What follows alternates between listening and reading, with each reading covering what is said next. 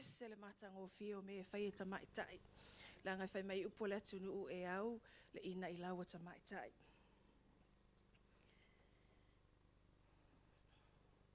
Talitonu ua tuana I atu lea atu vasa ili tātou wha moe moe ana pō.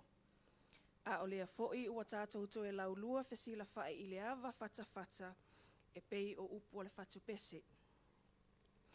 O pa ia la mamalu le nei sau wha inga I lea fiola ua fionga il wha amasino tai iulu malo au waa. A fiola ua fionga ili tausala o Samoa, tausala o le Pasifika.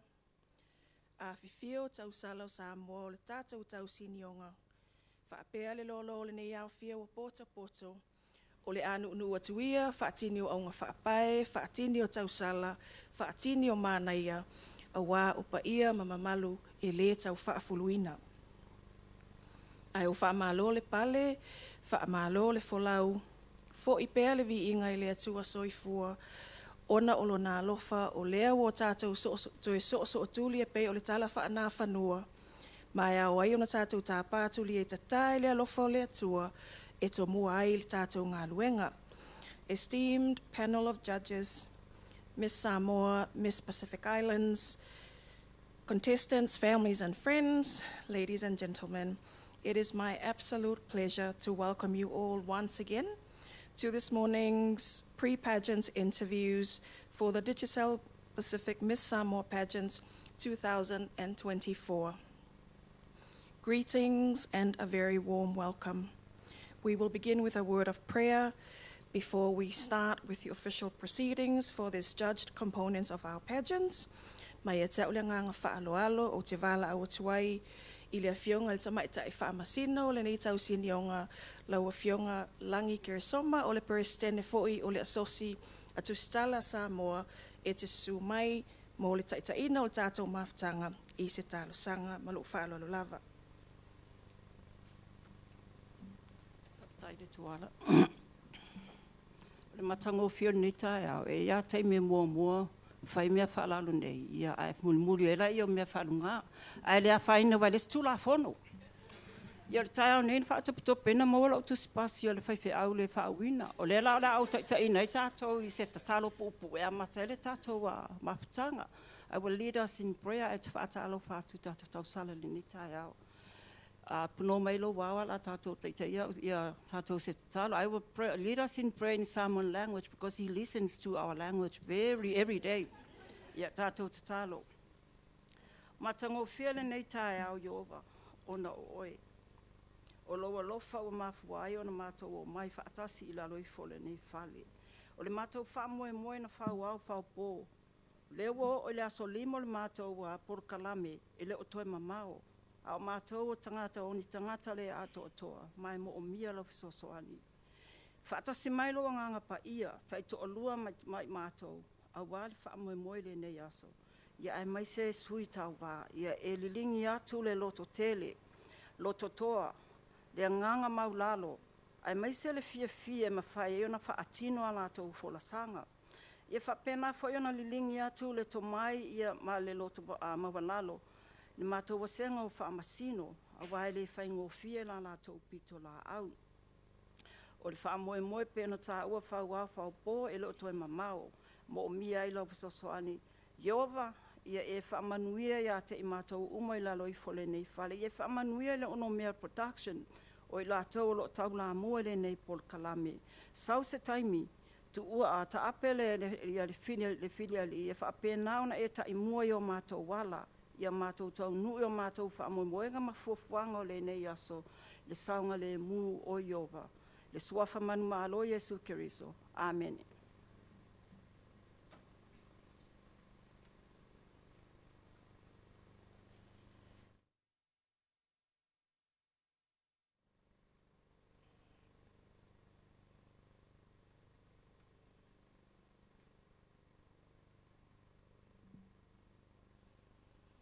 Ia moli atu le whaaftaitele I le tātou, I le tamaita I whaamasino, le ua avea ma tātou whaifi au whiriwhiria le nei tae au e momolia le tātou taulanga I luma o le atua. E whaatangi si ailo nā lofa matalasi e tai tama le nei whaamoe ai meise o le vaenga o totoe o le tātou tau sinionga. Manatu o le a tātou wanga ia tulo i le whaasolonga o le tātou polo kalame. A wā o lea ua tu umata manga le upenga o le tautai e peo na iei fuafuanga o le nei aso. Ai manatu o le a tātou whaawawia le ngana Peritania e whaawhaingofia i le tātou ngā luenga. Ladies and gentlemen, welcome to the Pre-Pageant Interviews for the Digicel Pacific Miss Samoa Pageant 2024. This morning we will hear from the 15 contestants, their presentations on their chosen topics. Allow me now, ladies and gentlemen, to take you through the rules and procedures for this judged component of the competition. Our first set of rules and procedures is on the format and shape of this session, and these are as follows. Each contestant will be invited to the podium to present on their chosen topics. Following the contestant's presentation, the panel of judges will be invited to ask questions, at which point yourselves as our contestants will be given an opportunity to respond to these questions. Our procedure on timing are as follows. As you have been briefed, your presentation is to be delivered within 3 minutes. As soon as you reach the last 30 seconds of your time, our scrutineers will raise the yellow card. When you reach 3 minutes, you will see the red card raised again by our scrutineers, at which point you will begin to lose points when and if you go over your designated 3 minutes. Our final procedure is applied to the audience and those who are present and in attendance. We seek your indulgence as follows. We ask that you please respect this space and the contestants as they present this morning by turning off your phones, and we kindly seek your cooperation in eliminating and minimizing any disruptions during this session, and that's, with all due respect, we will not hesitate to ask you to leave the room if you are too noisy or being too disruptive. Contestants, ladies and gentlemen, these are the rules and procedures for our pre-pageant interviews. I wish all of our contestants the very best, and we shall begin. I now invite contestant number 1 to the platform, to the podium, for her presentation. Ms. Epiphany Taline, Angalelei Varamua Right, Miss Samoa, New South Wales. Her topic is Community Development in Health, Mobilizing Communities for a Healthy Samoa. E sua malio whaaniu ati, e sili lava le puipuia, nai lo le tonga fitia. Miss Samoa, New South Wales, you have the podium.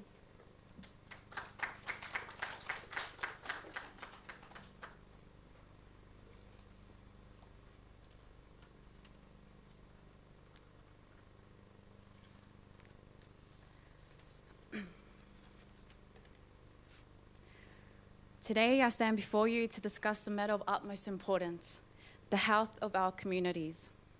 In Samoa, we have a saying, e sua malie whaaniua ati, e sile puipuia, nai lorotong fitia, which means prevention is better than cure. This principle reminds us that the strength of our nation lies in proactive care rather than waiting until it's too late. We face many health challenges, from non-communicable diseases like diabetes and hypertension to infectious diseases. But the power to overcome these challenges lies within our communities. Mobilizing our communities for health is not just about reacting to illnesses, it's about building a culture of wellness rooted in our traditions and values. Community health begins with awareness. Understanding the risk factors that lead to illness equips us to make healthier choices. This involves educating our families, schools, and churches about balanced diets, regular exercise, and routine checkups. Imagine a Samoa where every village is empowered with knowledge, where our elders teach the young the importance of healthy living, and our youth lead the way with energy and innovation. But awareness alone is not enough. Action is key. We must turn knowledge into practice by creating supportive environments. This includes developing community gardens, organizing fitness programs, and ensuring that health services are accessible to everyone. When we unite as a community, we create a ripple effect that can transform the health of our entire nation. community health is not just the responsibility of healthcare professionals. It is the responsibility of each and every one of us. Together, we can build communities where health and wellness are not just goals, but the way of life in Samoa. Soifua ma'ia manuia.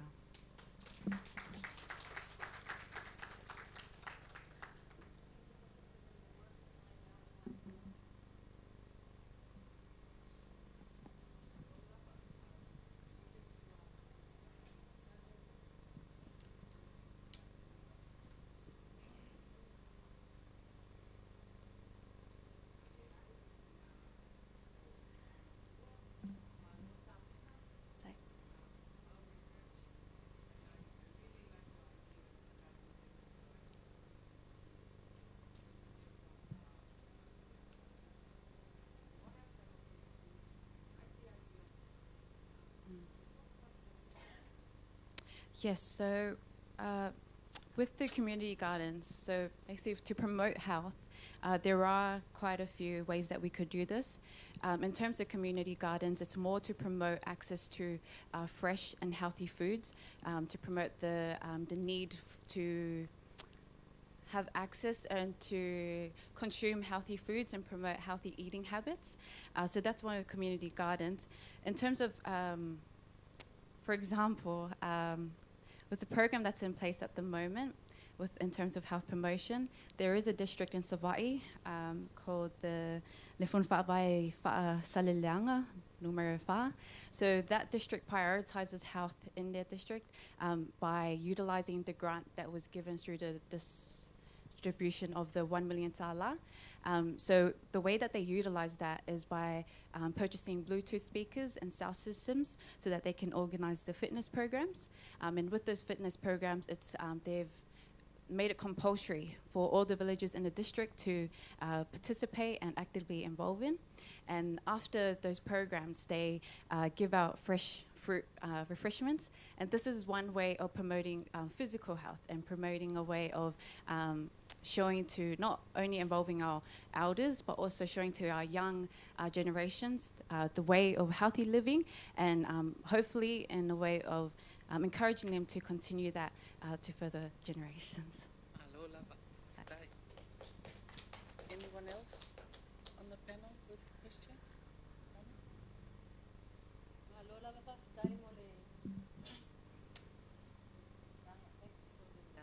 The excellent presentation.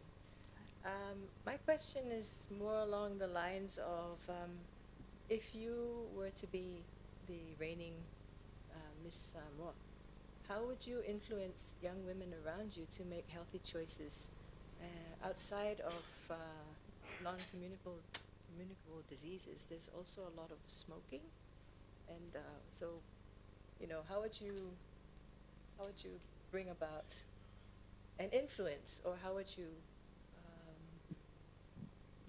Yes. those lines in the community, because it's a community problem? Yes, so if I were to be Crown Miss Samoa, I will focus on actively engaging and with our communities, especially with our women. It will be very important to use culturally, especially in Samoa, very important to use culturally relevant communication channels, and that can be through church gatherings, village meetings, and as well as social media. When we collaborate with our local leaders, and I know that we do have female local leaders, as well as influencers, our female influencers, we can ensure that we can disseminate the information about the health risks that are involved, such as smoking. There is a program in place as well called the STAP program, which focuses on smoking, alcohol, nutrition, as well as physical activity. So that will be one way to communicate the importance of managing being aware of the risks, and then managing how we can prevent the illnesses or the diseases that come as a contributing factor when we involve ourselves in those activities such as smoking, not only just for our women, but for all our communities in Samoa. Thank you very much. I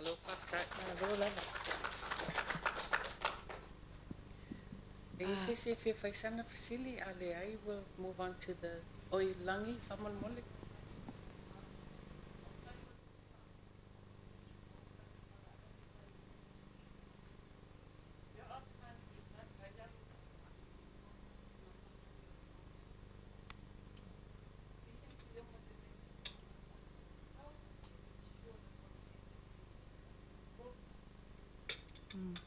To ensure consistency, we will be reliant on the access to resources and access to funding.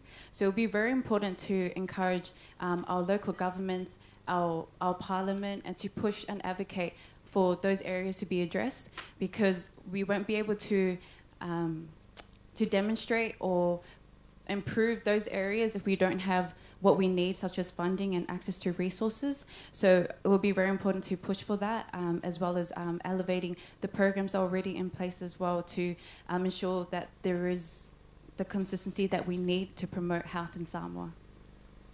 Hello, Thank you, contestant number 1. I now invite contestant number 2, Tanara Su Fa'amausili, Miss Samoa, Hawaii, to the podium. Her topic is Leadership Development in Samoa, Nurturing Emerging Leaders Grounded in Our Culture and Values. O le ala i le pule, o le tautua. Whaftai. O le upu a le tusi, e a fua mai maunga le manuia o se atunuu. A o le mau le tātou atunuu, o le ala i le pule o le tautua. E whaatalo whātu le paia ma le mamalu o le ne au fia. O le ala I le pule o le tautua. The path to leadership is through service. This Samoan proverb beautifully encapsulates the essence of true leadership, serving others with humility, dedication, and love. As I stand before you today, I am inspired by this wisdom and deeply committed to the vision of nurturing and developing leadership among our youth, for they are the foundation of our future. When we create opportunities and pathways for our youth to explore their passions, new skills, and to take on responsibilities, we are laying the groundwork for a future rich in innovation, resilience, and leadership. Whether it's through education, mentorship, or community programs, every opportunity we offer is a stepping stone towards a better Samoa. Leadership is not about accolades. It is about making a difference in the lives of others, whether it starts within your ainga, your church, your community, and or even your school. It is about inspiring action, fostering unity, and creating a positive impact that resonates far beyond our time. And by instilling these values and opportunities in our youth, we are paving the way for a better and a stronger Samoa. In closing, let us work together to uplift our youth, to guide them with love, and through God's grace, provide them with the opportunities they deserve and lead them by example. For in doing so, we are not only shaping leaders of tomorrow, we are also securing a brighter future for all of Samoa. Many people would ask, what makes you a true Samoan leader? Some may say it's the fluidity and eloquence in how you speak Samoan. Some say it's a blood quantum. Yes, yet I truly believe that a true Samoan leader is measured by their tautua. Fa'afetai lava. Thank you, contestant number 2. I now give the floor to our panel of judges for your questions.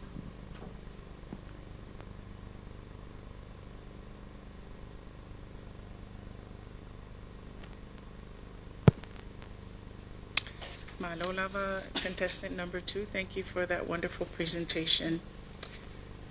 Ms. Tanara, I'm a little interested in you and what inspires you as a young Samoan Tamaitai. My question is, will you please name a Samoan leader that inspires you the most and why? For me, it would be, I call her Auntie Vauese, and she is one of the district leaders of Whangaloa. And meeting her, she was really inspiring because she really cares about the education of our youth and also her district. So their district is, of course, as we know, is very far from town. And also the schools there, their infrastructure isn't as great.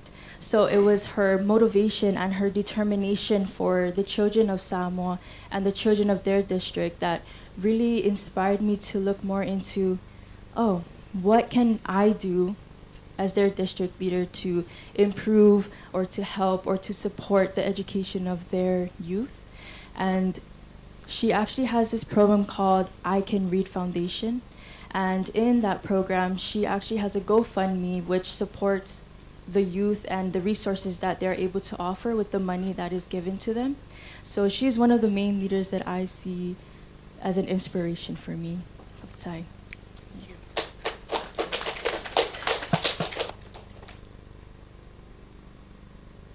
Malol Soifua. There's a lot of attention now on youth empowerment, leadership, and then there's also a lot of talk about tautua. What I'm most interested in, what is your definition of tautua? My definition of tautua is being able to commit to a goal that you have, ensuring that you understand what goal you want to reach, and making sure that the importance of that goal is ensured for the betterment of your community, or even for Samoa and for your ainga and your villages, as long as it supports your determination towards what you believe will support who we are and who you are as a Tamaitai Samoa, or as a leader yourself. Lava. Can you, firstly, thank you for your presentation. Can you identify some obstacles that are actually preventing the development of leadership amongst our youth? Itatonua Samoa. Yes. I believe, based on my experience going to the Whangalua district, and I love to use them as an example because it really opened my eyes to the youth there and how it is in that village. So for me, I would say that it would be the financial struggles, because there are only so much programs and grants that can be offered to each district to support their school systems. There's a lack of financial needs to support the resources that our youth needs. And through education, there's so much things and so much opportunities that can be offered to expand on the leadership skills for our Tamaitai Samoa and for all of Samoa's youth. So it's pretty much that, and just getting programs to support these schools that need that help. Ia, whakataitele I tātou tausala tā numero alua, mō lana wholesanga, e moni ai upu e pei on saunoa o le ala lava I le pule o le tautua.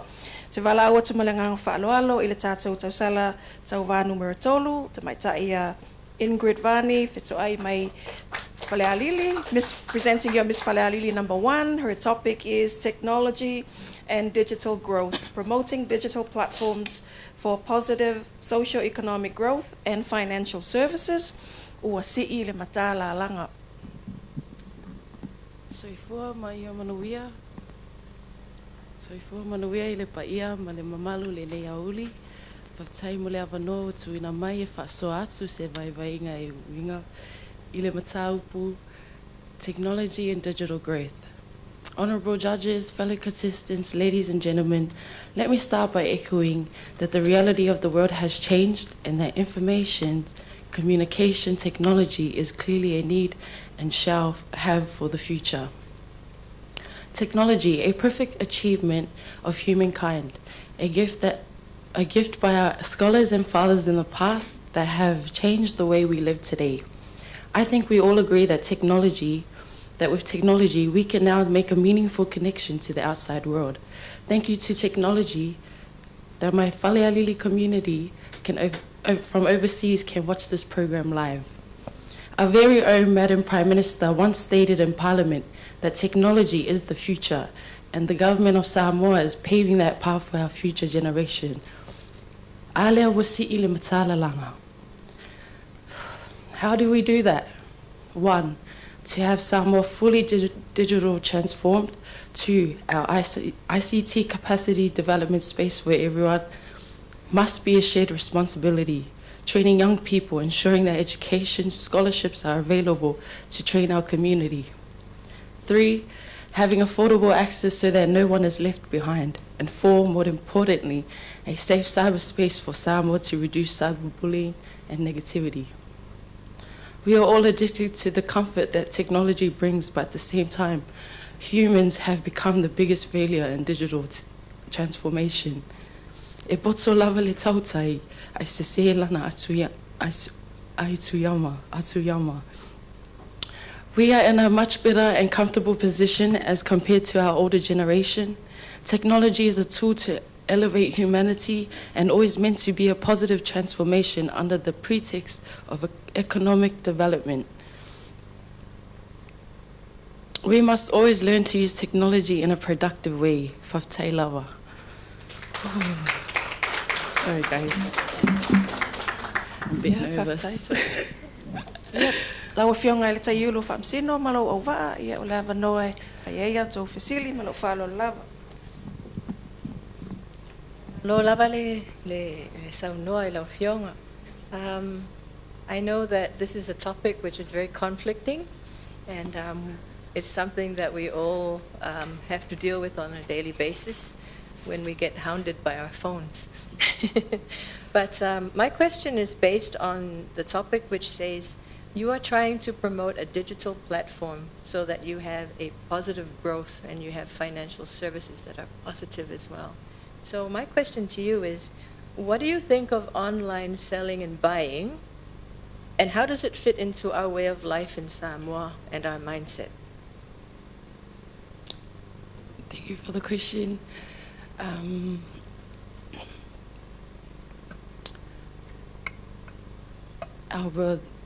The social media platforms and like the media platforms are very useful to us. It helps us promote our businesses and promote Samoa. Sorry.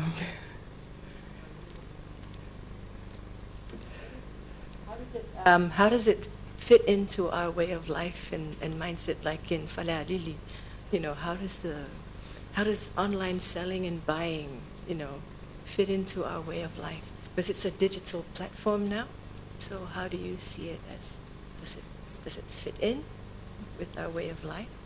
Samoan way of life? Samoan way of thinking? Yes, it does. It does fit in.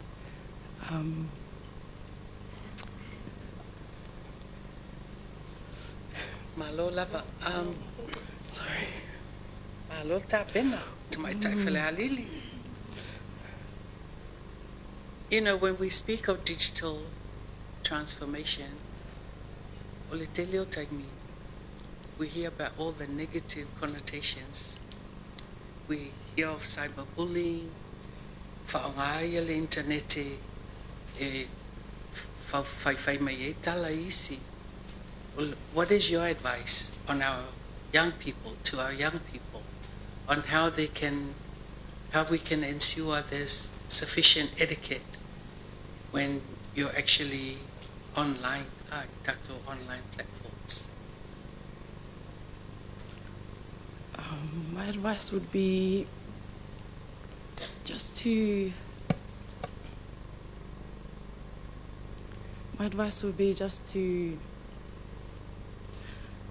use it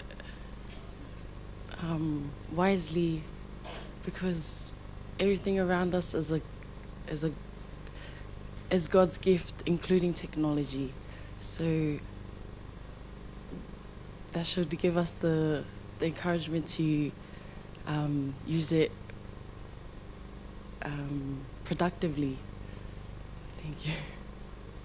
Oh my gosh. Tai, Miss Falealili, number 1. So thank you, contestant number 3. Ia wo mai tātou whaasolonga i tātou contestant number 4. So mai ta ia Anastasia Bangosta Mayai, Miss Tausala America. Her topic is diaspora and development. Diaspora communities a driving force for development. E lele lava le toloa ai maau I le vai.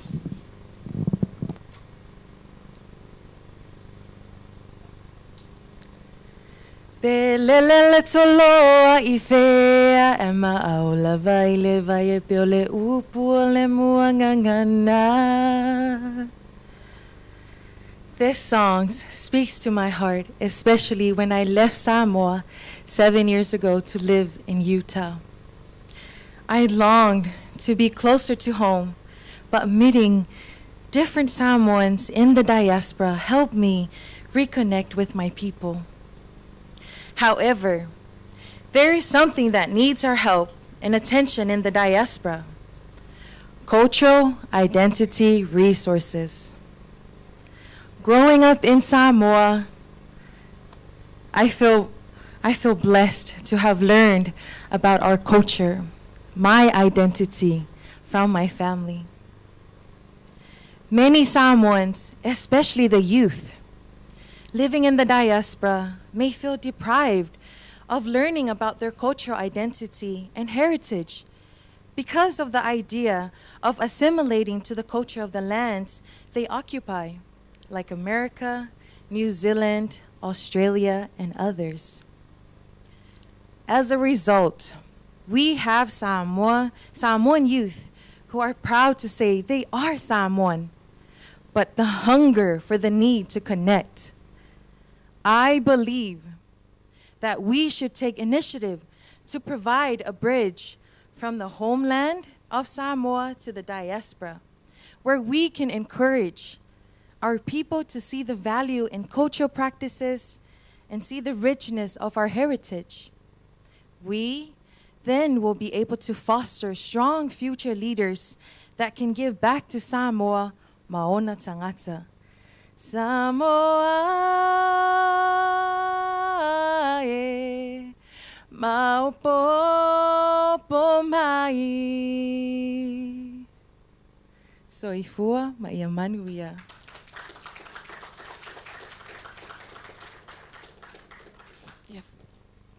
Lau fionga le whamsino taiulu malau au waa I o tau wanoa nei mo au tau fasili malau whaalo lava.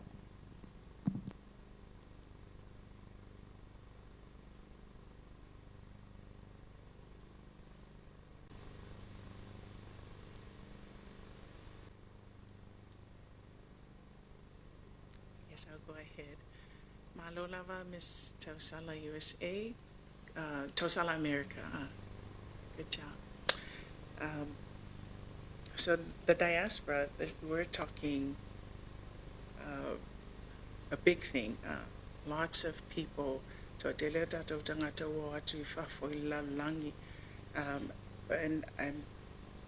they're all very proud to be Samoan. What can you do as, if you were crowned Miss Samoa, or even as a young Samoan Tamaitai? What are some ways that you can try to unite our people?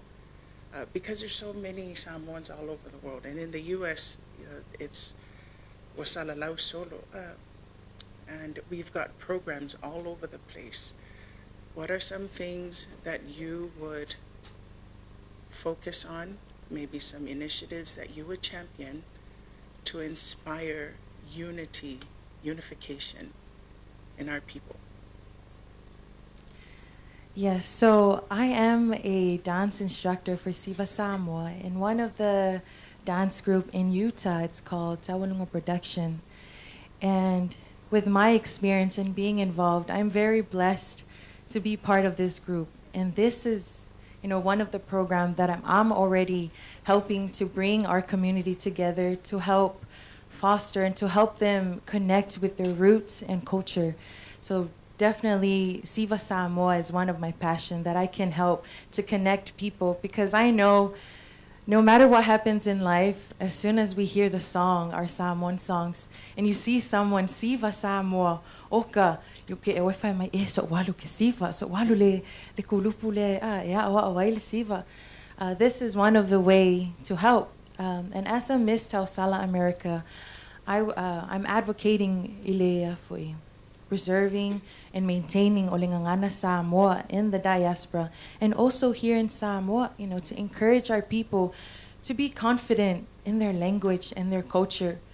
So helping, I've met a lot of people in Utah, that they're rich in their culture, and I want to use them, to help me push the culture of Samoa in the diaspora, and also to connect with people here. So to have a program and connect with people to ensure that we continue on teaching the Samoan language and ensure that our people will always be confident in who they are. Uptight.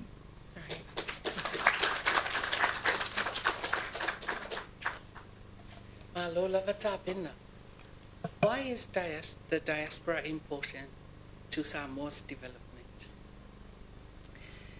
Diaspora community is definitely one of the community that is helping Samoa a lot.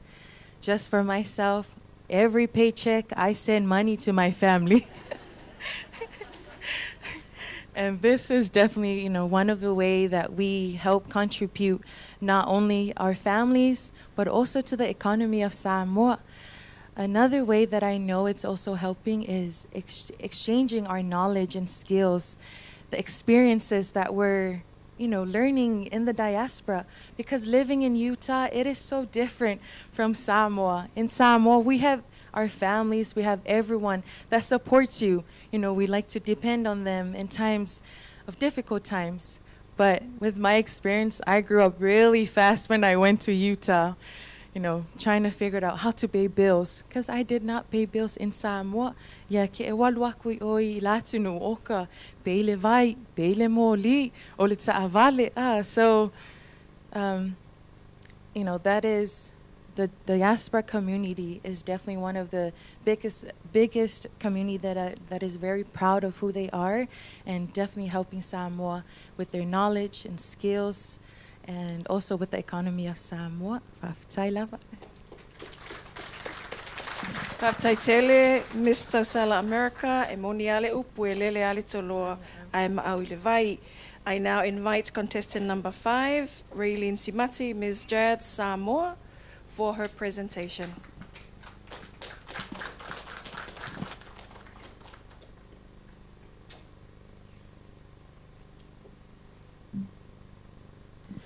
My sincere apologies. Her topic is climate change resilience, building a resilient Samoa, Samoa Cares.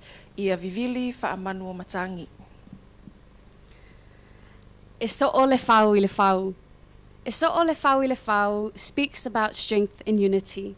It reflects the importance of my topic, climate resilience, with the statement, building a resilient Samoa, Samoa Cares, translated as Vivili Whaamanu Matangi.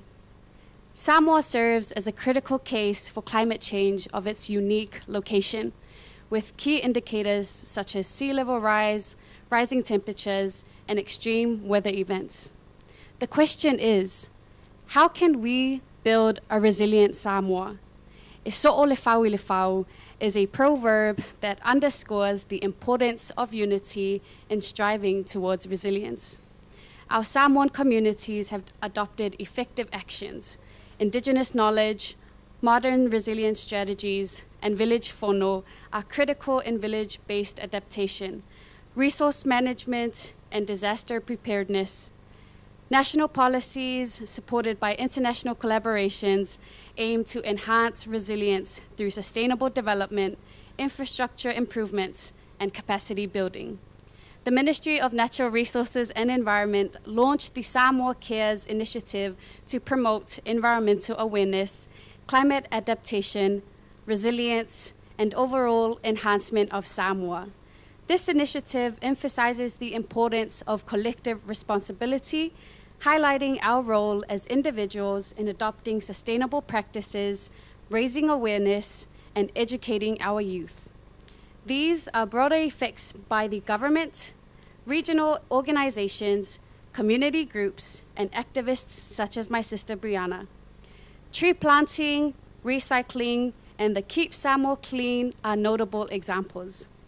To strengthen Samoa's resilience, integrating traditional knowledge with scientific approaches, securing long-term funding will ensure sustainability of initiatives such as the Samoa Cares.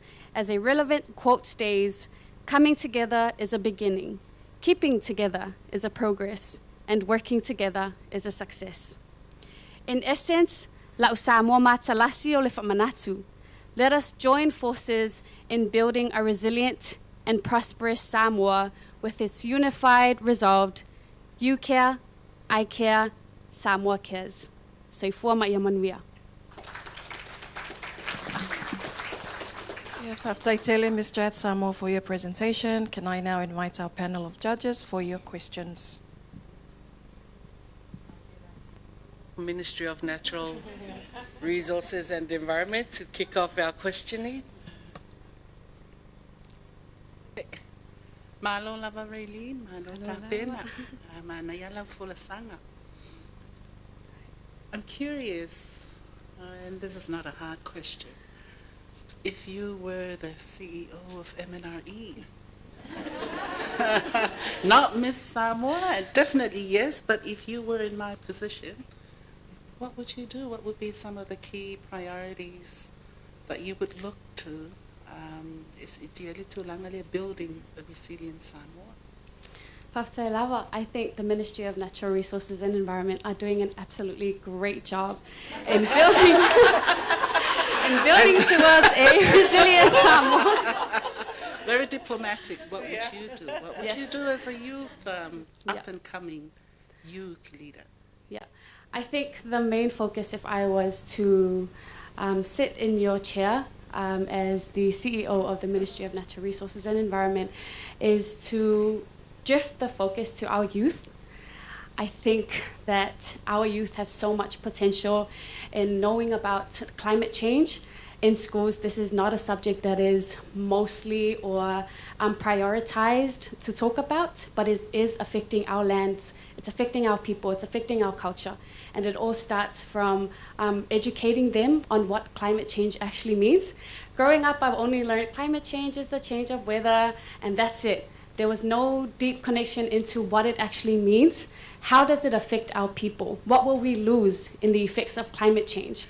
So to me, I would drift the focus to the youth. I'm whailau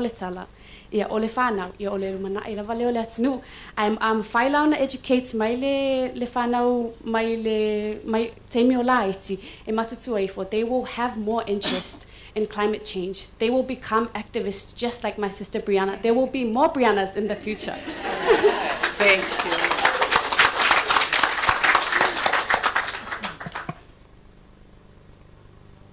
One of the components which you touched on a fair bit is the traditional knowledge.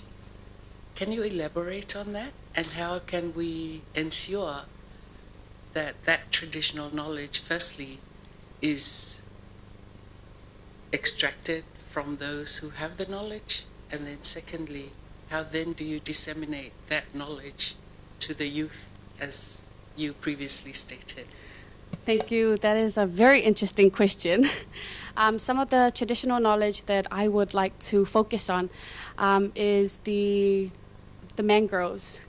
I know that mangroves, te le lava leo ngā o tātou mangroves I le puipuia whai o tātou si o manga. I know that o lewa iai ia le building o tātou sea walls, but ato I o lava I tu ato I fo I lava Samoa me le amatanga I le wha o ngā ina lava o tātou natural resources e puipuia I tātou me le climate change. E ese lava le tā ua ma leo ngā awai le ngata e puipuia I tātou. Puipuia tātou si o manga. Ai puipuia I fo ia le marine life. So using this as an example is a great way for the people to make sure that we are still indulged with the traditional knowledge that we have and the traditional resources that we have available to us. Because mo'i lava, a le ai a tātou I se sosoani mai whafo po se tupe e whandai ia tātou polo ketile whai eile heading towards resilient Samoa. And whai lava ona tātou toi fo ia tātou le whaongaina leo tātou mangroves e puipui e tātou e tele lava leo ngā. And to make sure that this is passed on, I think that we do need to preserve the mangroves, because e te le o latu tāu e puipui e fo I tātou. Thank you. Hope that answers.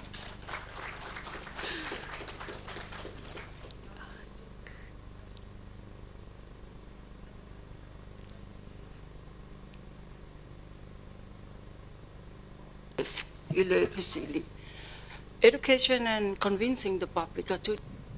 And now we see the the development of tourism and business, which has a great impact on the environment. Or another facility as a CEO of the MNRE, what method would you use to convince your pa lenile o mene ye lua? Sorry, can you repeat the question? for Olale, me? what method would you use to convince the business people and the tourism development, ilato development I fa ina ia palen I fo ila tulanga awane ito affect il sio manga wa tina nei o tatai la lo la au o le so in on mer mul business. It has impacted a huge impact on the environment, sustainability of the environment. So what method would you use to try convince the business people and the tourism people that what they're doing is not, it's actually causing more harm than being resilient? Yeah. Okay, I think this goes back to education-wise. Ole malamalama angale le afianga ole climate change. Ele ngata I tato livelihoods, but I tato pisinisi foi. Awa ale le lele pupuya tato si usemanga. Ele ai fo ni tourisi man na e fia o mai Samoa. Ole au ngale ole haoa onga. Ia mawhai o na malamalama tangata ia afianga o le peila o le tataina I lalo la au. Ia wata o tele lava o tangata. Fia lava e tatala au e whaapea e whaatele le whanua pe. Ai le o malamalama I le afianga o le tataina le lalo o la tau la au.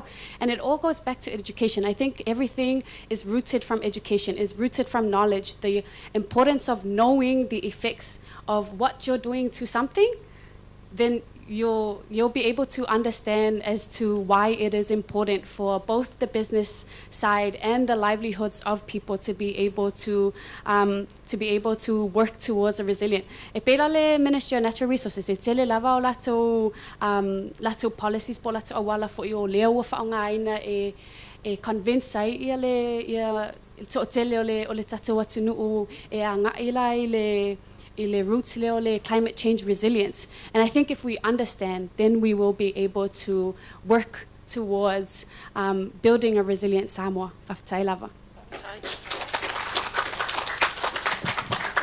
Whawhatai tele, Mr. at Samoa, your contestant number 5.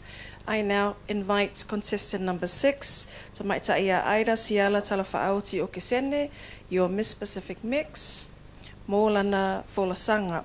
Her topic is Disability, Nothing About Us Without Us, Promoting Disability Inclusive Socio-Economic Development in Samoa, ia o ngatasi le futia ma le umele.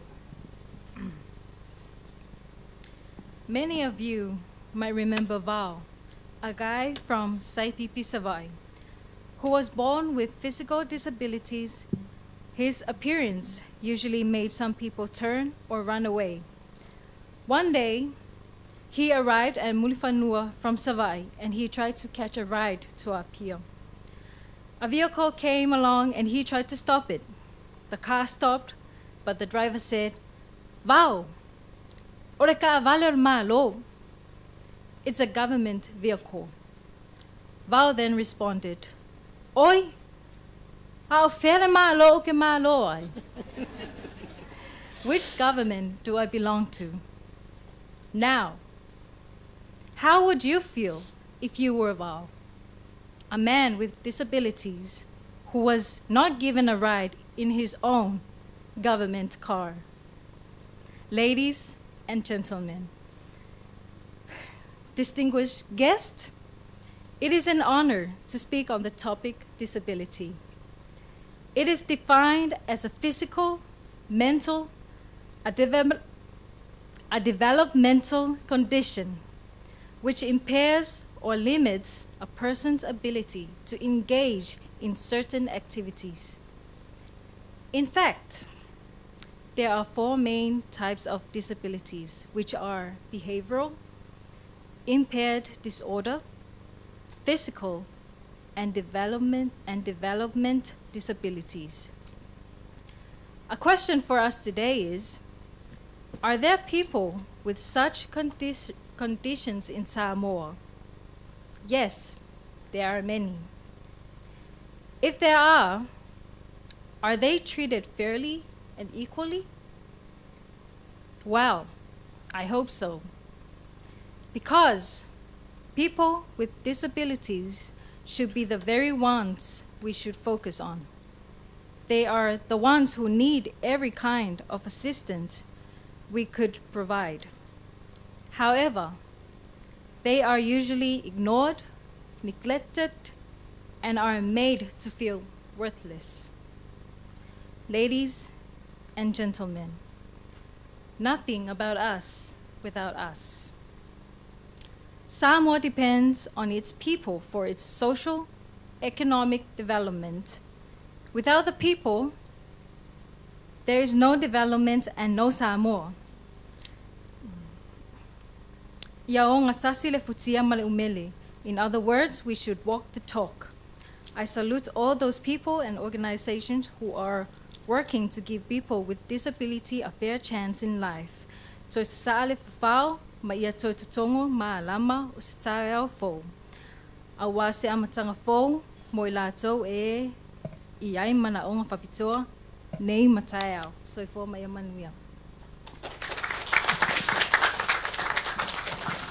Ia whaatai atu te mai tai tau sala, mō lana wholesanga, ia tu atu lava no e lau whionga I tātou whaamsino, mō au tau whasili, malo whaalo na lava. Malo Whaftai, I really enjoyed the introduction because I remember Val and I was hoping you would use his voice, you know, how, and put his hands up like this. And yeah, I think we all grew up with Val. My question though is, as you've been speaking about equity and having fair opportunities for people who have disabilities, I'm actually reflecting on a person who lives in a family in Samoa. As a disabled person, I strongly feel that we have the same footing, whether we are disabled or not in our culture because of our status as Suli. But my question to you is, from your observation, do you think that people who have disabilities are given a fair chance, first, at education, and two, equal opportunities in jobs in Samoa? So that's my question.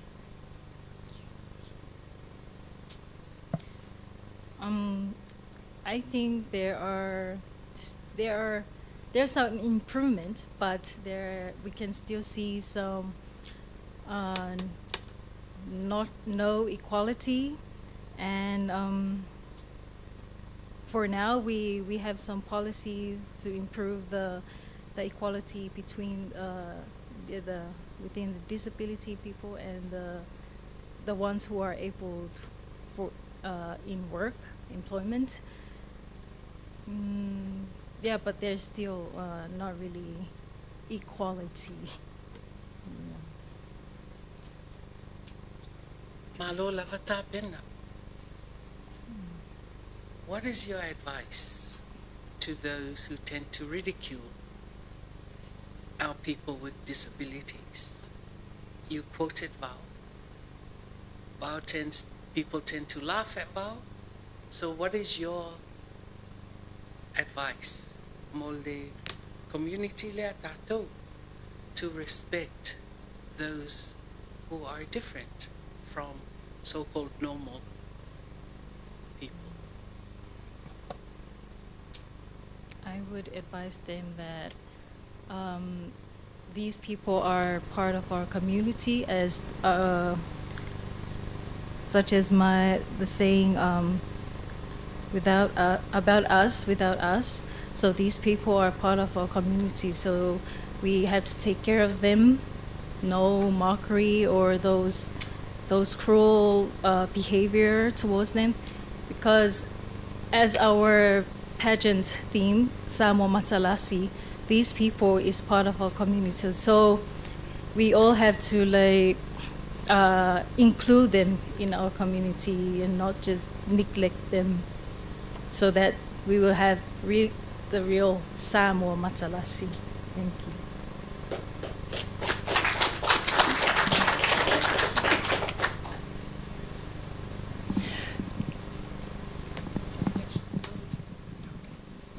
Mahalo lava, Ms. Ida, for that wonderful presentation.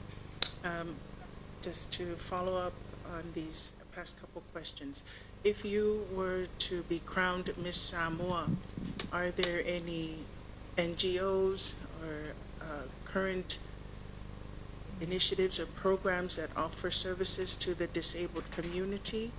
Or do you have any ideas of programs that we can establish to improve services for our disabled community?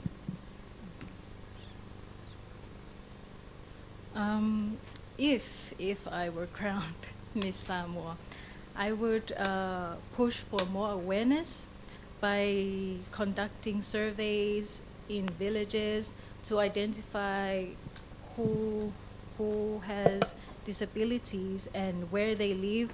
So, and by doing these programs, programs that can be initiated to provide and help them. In that way, families and communities, churches, and everyone should pay more attention to these people of Thailand. Ia whaaptaitele me specific mix mo lau wholesanga. I o te wala au malengang whaaloalo atu i le tātou contestant number 7.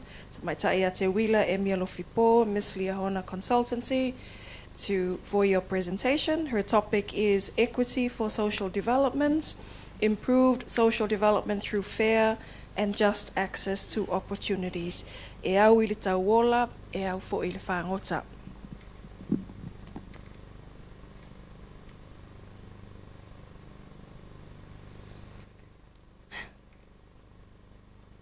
I first want to just express how very grateful I feel to now be in a space where we can express and, project who we are through our voice and our merit rather than our appearance. So I appreciate that. Equity and social development is my topic, and it is a cornerstone for building a just and inclusive society in Samoa. I believe that Samoa has made significant strides in this direction, supported by strategic partnerships with international organizations. And as my sisters and I were able to have the chance to meet with the High Commissioner last week, we learned the paramount importance of partnerships, as it plays a huge role in how Samoa can foster a resilient economy and society through building and keeping these ties with our member states. Such initiatives ensure that all citizens can participate meaningfully in the community and our country's development, and that no one is left behind. The focus on equitable access to education and vocational training is vital, just as my sisters have expressed that it all stems down to education. I believe that is the root to a lot of the things that we're as far as facing pressing issues today. And by investing in education, we lay a foundation for society where everyone, regardless of their socioeconomic background, that they can achieve their full potential. In conclusion, equity and social development is not about recognizing and addressing the different needs and challenges faced by various groups. It's not about finding equality for all of us, but it's about recognizing and addressing those needs faced by certain groups within our society, especially our marginalized groups and our immobilized communities. Just like our Samoan proverb says, "Ole tele o sulu e maua ai fingotsa." Many hands make light work. And as we all know, it takes a village. By focusing on inclusive policies and collaborative efforts, Samoa can continue to progress towards a more equitable and prosperous future for all of its citizens. And I believe that each of us in this room, especially my sisters, that we are all a testament to the hands that have lifted us here. We're all very bright, but we didn't do this alone. It came from those of us supporting us and those of us that have carried us here. So I think that we are all a testament of everyone behind us, and I'm very happy to be in a room with all of you guys and share this platform with you.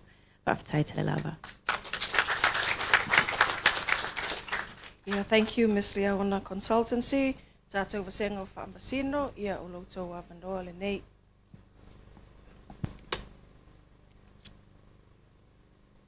Whaptaimo le awanoa, whaptaimo le forsanga manino. La facility specifically to the topic around. Do you think there is enough opportunity for equity, accessibility to the public and community? So sorry, can you Do you think there is enough opportunity for accessibility to equity, accessibility for the community and the public? Do I think there's enough opportunity for I think I think I'm not going to speak on something that I'm qualified, but I will share my experience as far as being here. I don't think I'll ever share anything that I know I'm not qualified to speak on, but as far as access, I feel like there's always more room for growth. Whether there is enough, there's always more room for progress. There's always more room for open opportunities, and that lies within us and our ideas and our goals and aspirations. When we bring those to life, we create opportunities, equitable opportunities for those that can be a part of it and have a seat at a table. Tight.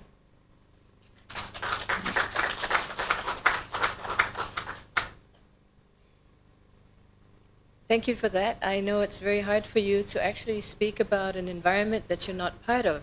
So it's difficult to answer a question if you're not, in the environment. But my question is, as always, I always go back to our Fa'asinumanga. I go back to our heritage and who we are. And my question is, we're talking about development. We're talking about having fair and just access to opportunities. So I know that it's a challenge for you, but it's a question for everyone, I think. Are there any projects that you have heard of here in Samoa that have helped our people in the rural areas to get opportunities? Because this is one of the bywords that everyone says is, what's good for Upolu is always good for, should also be good for Savai. So are there any programs, in the short time you've been here, that you've heard of that have helped the people in the rural areas get opportunities? Well, actually, prior to coming here, I understand that we've made strides in technology as well. So I think the programs and our advancements in that, as far as telemedicine, I think we've made progress as far as providing to our immobilized communities. I think it is a slow progression due to our funding and that we have mentioned before, but I think it's a slowly but surely type of thing.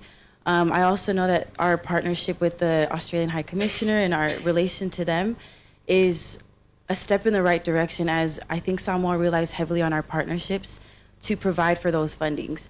We can't do it alone, we need the help of others, but I love that Samoa has stayed resilient in being independent and carrying our own, because that is who we are as Samoans. I think we're very strong. I think we can do things on our own, but we excel and accelerate at a speed better when we have the help of others around us.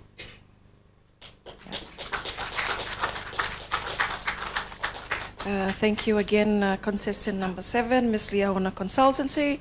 I now call on contestant number 8, Tamaitaia Chantal Tautunua Fatasi, Miss Samoa Victoria Incorporated, to come to the podium for your presentation. Her topic is sustainable tourism, promoting sustainable tourism through our cultural and creative industries. E seu le manu ai tanga i le ngalu.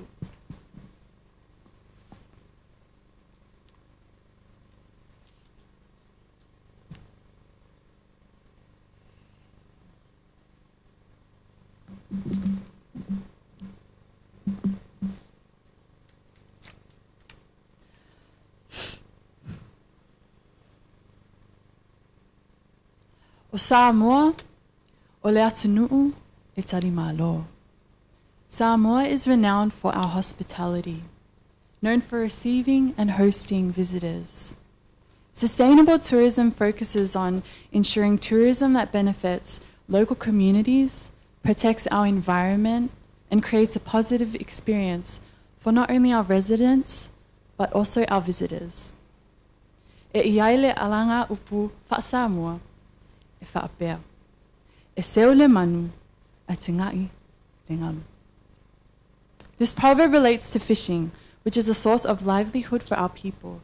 This wisdom is a timely reminder to be cautious about the waves, to be mindful of foreign concepts for our future generation, and to consider our actions and their impact, balancing tourism with respect for our heritage and our surroundings. The promotion of sustainable tourism through the cultural aspect can be found by integrating elements of heritage into the tourist products, such as our traditions, our language, our crafts, as well as historical and natural environments. Promoting sustainable tourism through the creative industries can also be used to enhance our connections to local communities, For example, traditional dances, our Siva Samoa, practicing in umu preparations and making siapo with the women's committee. Experience-based tourism, which is an emerging market of the Samoan tourism industry. As we move forward with sustainable tourism, let us continue to showcase our Samoa Matalasi in a way that respects and benefits both our communities and our visitors. By doing so, we preserve our culture and foster a tourism experience that is as meaningful as it is memorable. Hawhitai lava. Thank you, Ms. Samoa Victoria Incorporated, for your presentation. Ia ufto fio ngai famsino ia oloto wa vanoa le nei.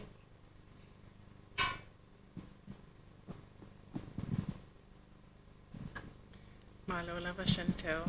I was looking at the other judges to buy me some time to figure out what my question would be. Malolava Faftailava for that wonderful presentation.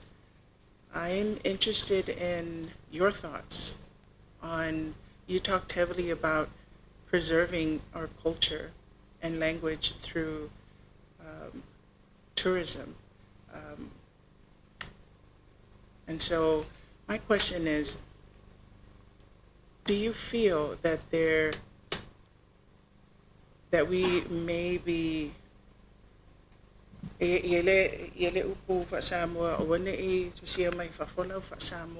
sometimes there's influence, a lot of influence from the outside world, and it impacts and influences and causes changes to our culture and to our language. And what would your advice be to our people to help us to not lose the Samoa, to not dilute our Samoanness and our authenticity, and keep that balance to promote tourism, because it's definitely our backbone. Yeah. How do we balance that with preserving who we truly are and not lose sight of that? Thank you for the question. I think it's important to go back to the proverb, to be cautious when riding the waves, and to be mindful when foreign concepts are to be introduced. I think it's good to look at both the pros and cons, and to consider our future generation, because the decisions we make not only affect today, but it affects everyone who comes before us, even though it might not impact us now. 10 years later, when we might not be here, it'll affect our children, our children's children, everyone who comes after us. And so I think it's vital to really consider the impacts of our decision making, and what we do when deciding, especially introducing foreign concepts. What might work in a Western world doesn't always apply to our Samoa. Our Samoa is built on our hospitality, our service. There is no other nation like Samoa. It's what makes us different and sets us apart. And I think it's important to hone into that and to cultivate that, encourage that, educate our diaspora. Samoans living all around the world, in the country and on the other side, everywhere around the world. It's important to elevate our traditional practices from both creative and cultural aspects. Lava Chantel, I'm going to play devil's advocate here. So some have said that it's not the foreign tourist that we need to be careful about. It's mostly our diaspora that there's a concern that because we relate more to our own people, and it's our diaspora who can actually wreak havoc, with our culture, with our environment. What are your thoughts on that? I think it's important for mutual respect to be had between our Samoans in the diaspora and our Samoans residing in Samoa. I think it's important to empower them and accept them as Samoans, even though they might have moved or have been born overseas. so that they can really understand the true meaning of what it means to be Samoan, and to be educated on our traditional practices, because, as I said before, that's what makes Samoa different. And being empowered and learning about the Samoa way, who we are and how we live. If it's not understood overseas, then we can't implement anything into Samoa from overseas, if that makes sense. But yeah, I would encourage acceptance and education for all Samoans. Thank you.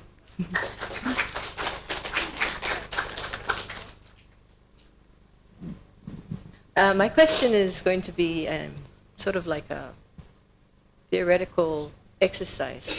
And the exercise is, I have a really beautiful beachfront in front of my piece of land. You know, on the other side of the island, of course. South side is always more prettier than the north. And I'm from the south side as well.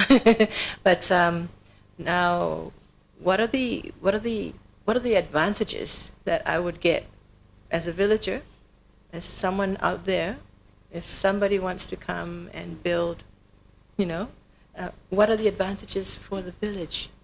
Because we're talking about creating a sustainable, you know, development. So can you just give me, you know, some advantages? What would be an advantage for the village and me and my beachfront to sustain development in the village? I think one of the advantages would definitely be the scenery. You know, you could use that as your marketing, but in order to sustain the beauty of the beachfront, you would need to consider how to preserve it. You know, I know with a lot of tourism, there comes with rubbish or disruption to the environment, and so I think it's important to sort of go about it in a way that still protects the environment, to sort of control the mass tourisms, so that the preservation of the environment and the scenery still remains, no matter who comes and who goes.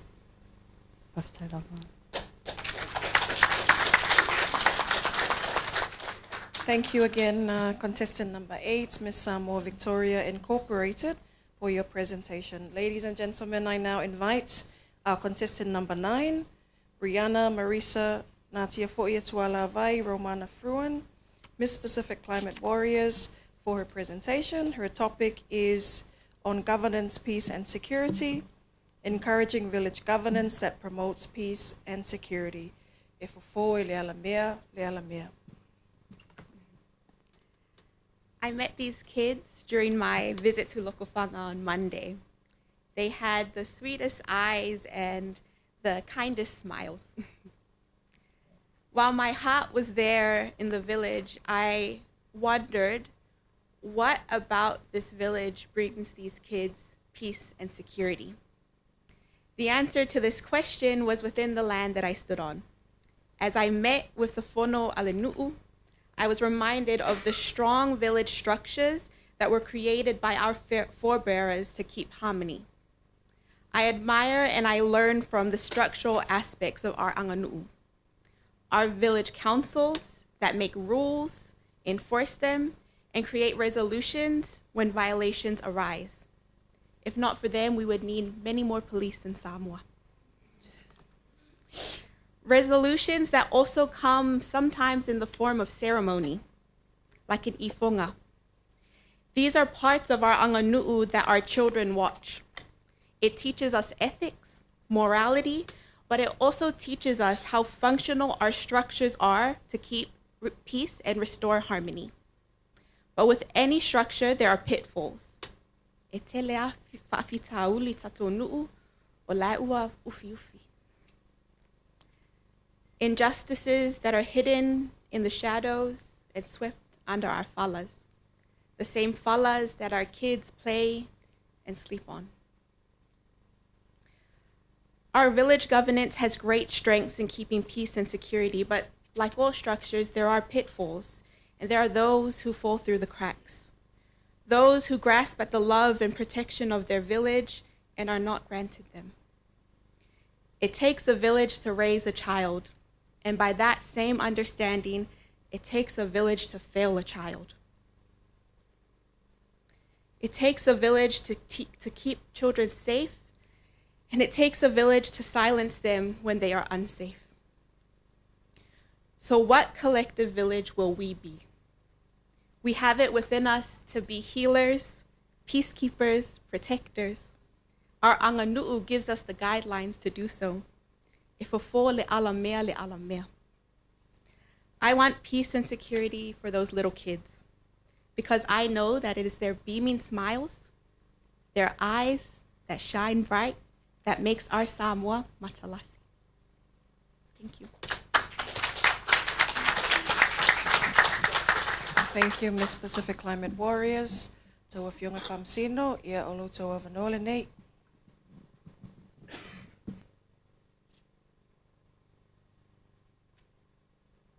Hello, Faftai Brianna.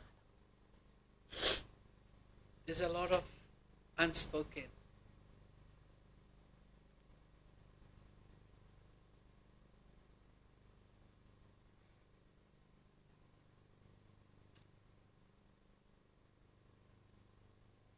How do you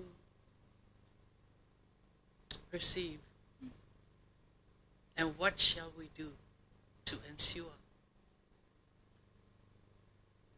that our village governance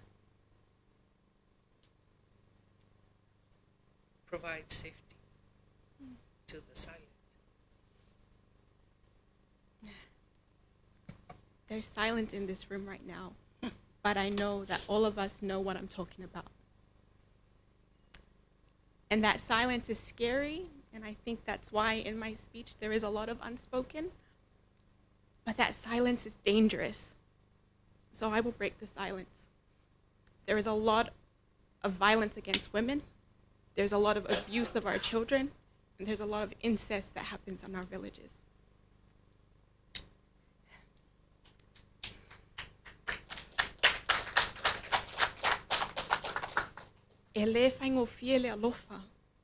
Love isn't easy. And I think that's a misconception of a lot of, not just Samoan culture, but culture around the world, that love can only be good. When I got my malu last year, I had to fulfill the blood and the infection. And it was my family who did that for me. It was painful, but it was because they loved me that they did it. And that's how I knew that what I would say is that we need to unveil the parts of our culture that no one wants to look at. It's important. And I think I learned that lesson today. I learned that lesson from you for asking me about the unspoken. But for us to truly love Samoa Matalasi, we must love it in its entirety. We must love it fully for its strengths, for its beauty, but also for our weaknesses, for those who are unsafe in our families, for those who the love of our villages don't always touch. 9 in 10 women in Samoa is said to experience violence. With a statistic like that, of my sisters here, only 2 of them are safe from violence if they were living in Samoa. And that's emotional and physical violence. These are things that we must uncover, and it takes sometimes platforms like this to speak the unspoken.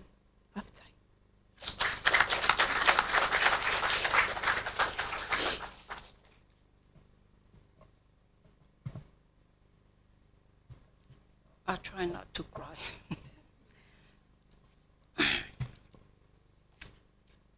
You said it takes a village to silence justice.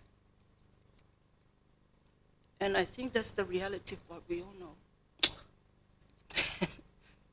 But there is a tula fono, and there's also the village fono with their bylaws. I think that's where tulanga papena fapupo tula fasili Brianna. Do you think o lava mama losi tato tula fono eli mataita ia le matanga luenga foi itu ainga silence on nele tula mai. We have the victim and credit goes to victim for what they're doing because they're the one doing all this work. But do you think o ma losi tato tula fono? Well, there are times abatuya pailoa sa village fono tonol famasino e take el famasinonga.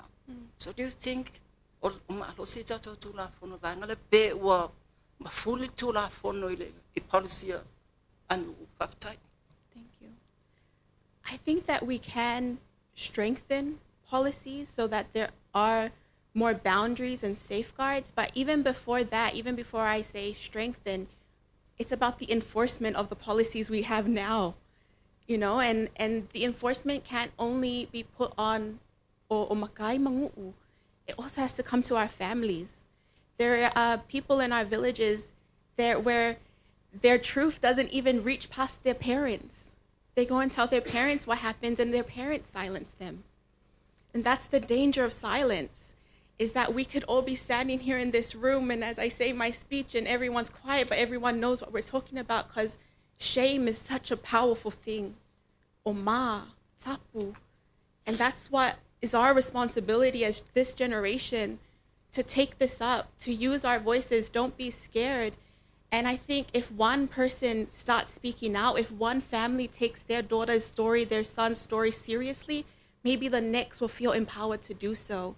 You know, it all comes from our societal pressures and our societal beliefs that, you know, the cost of silence is one too costly to now pay.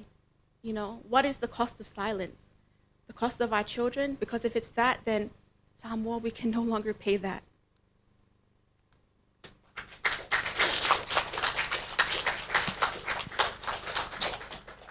Thank you for having the courage to speak out and to also voice something that is a growing concern. I just wanted to commend you for doing that, but I also wanted to just add that I believe that a lot of the problems that we have now is because our va has broken down. And what worries me is that the solution you've stated, but you've also correctly said, you've stated that we look at policies, but the va is in the language and it's in the circles, as you mentioned. So as a young person and knowing the va as you grow up in your family, how would you voice, you know, and bring about this, how would you teach your sisters how to, you know, to approach? Because my concern is we can't continue putting people in victim support refuge homes. You know, we can't. How do you use the va in the village? Because we can't continue to put this solution in place, which is actually separating families more. I know there is a problem, and I'm not belittling the problem, but I know it's a hard question too, so if you can't answer it, then we'll all think about it. Thank you. It's a great question, Aftai. Before I prepared for this pre-pageant, I went and I read Su'esu'e Mangungi from Tuiatua, Tu'efi, and he spoke about the va. It's in a particular chapter about peace and harmony, because he said in our villages with Samoa, peace means harmony for us as Samoans. And he spoke about the va, that there's 4 vas. The va with us in the cosmos, so our gods, the va between us and people, us and the environment, and with ourselves. I would use the va to learn more about the knowledge we have around boundaries and the knowledge we also have around reconciliation and healing. Because I do believe we can't just disregard and throw away people in our society, both victim and perpetrator. the last thing we want is the perpetrator to go back out and offend again. And so it is about protecting that va, or at least healing and safeguarding that va between victim and perpetrator, making sure that the victim is safe, but also making sure that the perpetrator is healed. And I think that change happens between the va. And honestly, I don't know if this is the right answer, but at least that's where my train of thought went with the beautiful question. And I will definitely continue to try and learn more. Taitele, contestant number 9, Miss Pacific Climate Warriors. Ladies and gentlemen, I now call on contestant number 10, Tamaitai Litara Loma Leilani Yeremia Allen, Miss Impact Services, for her presentation.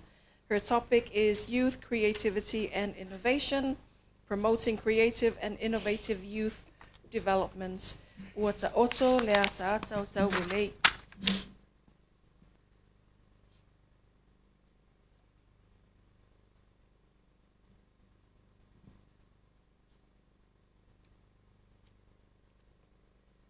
We were always scientists.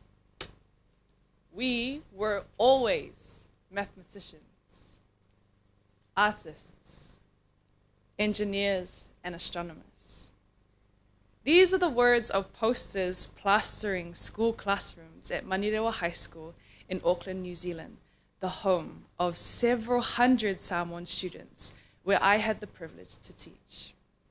This year, I left that school and I came home to Samoa and was immersed in the Anofale program alongside other youth, where I was taught as a student by incredible Tamaitai leaders. All around me were examples of youth being innovative. Women making ele garments to innovate and support their families, such as Revitalized Design, founded by Moiloto Tiatia. E whakasa vaivasetai youth who build capacity and community service through event management, as well as young entrepreneurs founding businesses that emerged out of the COVID-19 pandemic, like Impact Services. Innovation is within us and all around us in Samoa. So today, I would like to share 3 quick solutions to encourage innovation and creativity with the youth of Samoa. Firstly, youth innovation starts when youth see the value that they hold. Youth of Samoa, you are and always will be creative and innovative. We as Samoans are and always will be resourceful and resilient, because resilience is the catalyst for innovation. E ata ata o taulilei. Secondly, educators need to be willing to adapt. Teaching is not only about copying a textbook onto a blackboard, but it's about contextualizing learning. This is what made Samoan teachers of the 1970s so revolutionary in my eyes. They merged Western and Samoan knowledge systems to innovate a new way of learning for our children. And lastly, ole tele o sulu e maua ai fingota. We have to work collectively. We must have an enabling culture that encourages innovation and a will to affect change, as we always have been and always will be.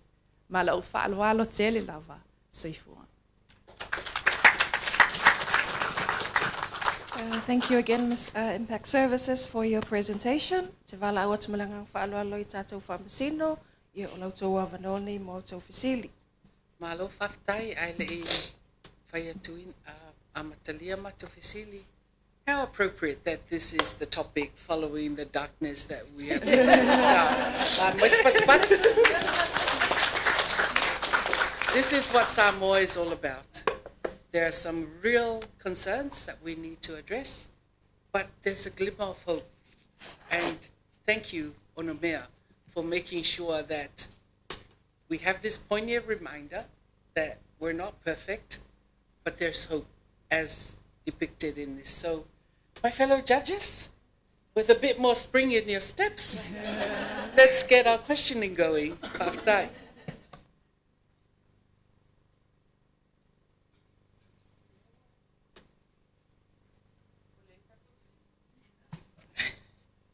Paftai tele lava Litara for that wonderful presentation. Just learning in your talk that you are a teacher by profession. And so my question is, what have you done to promote, as a teacher, what are some things that you have done to promote youth creativity and innovation, inspire that in your students? And what can you do to continue doing that? What are some of your ideas to impact the youth of Samoa today? I really love the quote, show, don't tell. And I was taught this in my creative writing class when I was 10 years old, that in order to be a good writer, you have to show. Don't tell us what you're seeing. Show us in the language that you're using and the adjectives that you want to use. And so I take this approach into my teaching that the kids don't need to be told that they're smart as Samoan children. They need to be shown it in our culture.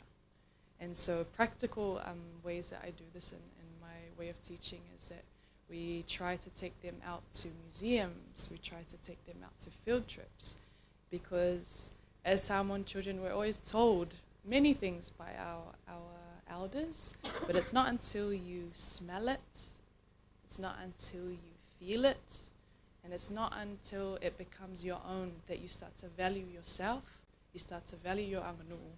And then you start to realize, maybe I could be a mentor and teacher too. So that's how I have been trying to do it in my own way. I think secondly, if I can elaborate as well, is that as a teacher, it's really important to understand that our youth hold so much wealth of knowledge now, and that they can, in many ways, mentor us as well.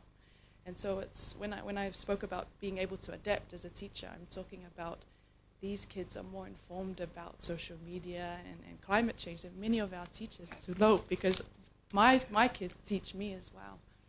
And so it'd be a balance of show, don't tell, but also being open to being mentored yourself as well, I'd say.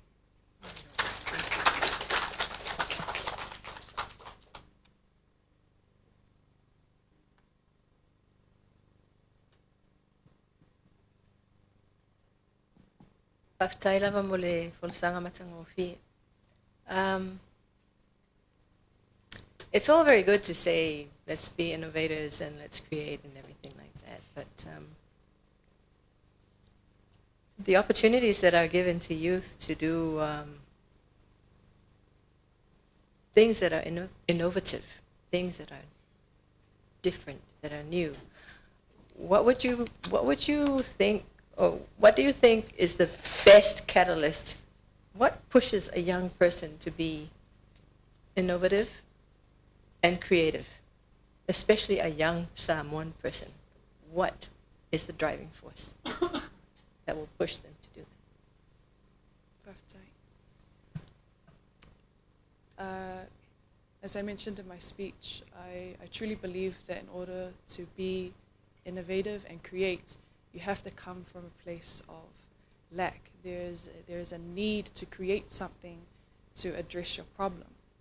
And I believe today with the microwave mentality and the instant culture of social media that our youth live in, there's a gap between I want to be creative and make a 10-second TikTok and not going through a hardship and viewing the hardship as the catalyst to making something even greater. So the way that I would like to answer your question is to encourage our youth, and if they're watching now, I would like to tell them that going through hardships is not a bad thing. Going through hardships is part of being Samoan. But what makes us Samoan is that we pivot. When we go to Whalablave and we're down a pusa bisupo, we pivot and we move, and that is innovation. And so I'd like to encourage our youth that just because it doesn't look so bright now doesn't mean that you don't have the answer to that solution for your nu'u, for your ainga, and for yourself. Whaftai.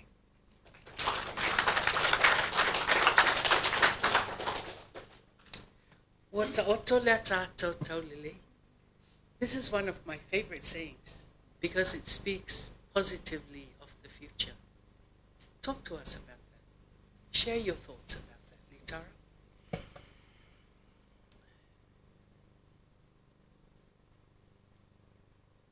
I believe that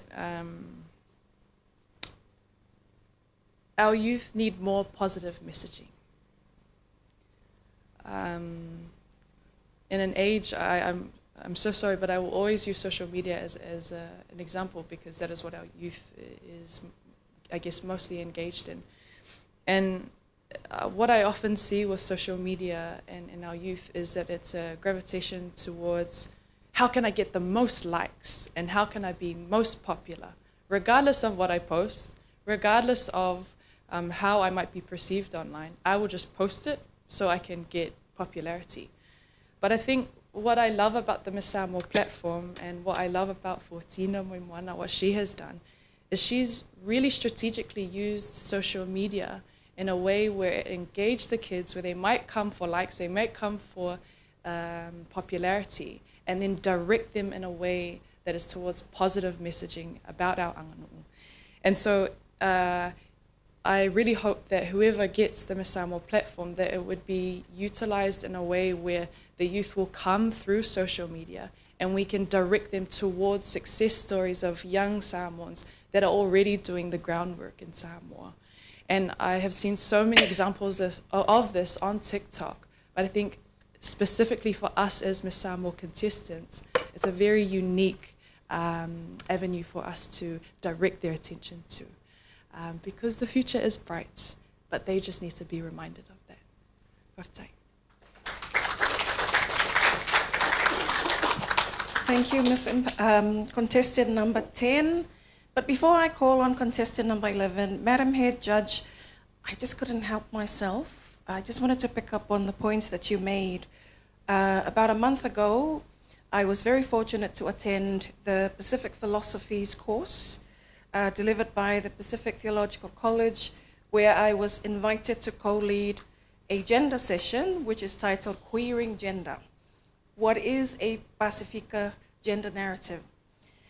And at that course, I was exposed to lots and lots of learning. I thought I knew a lot about myself and my culture until I attended that course, designed by our very own professor, Reverend Upolu Va'ai.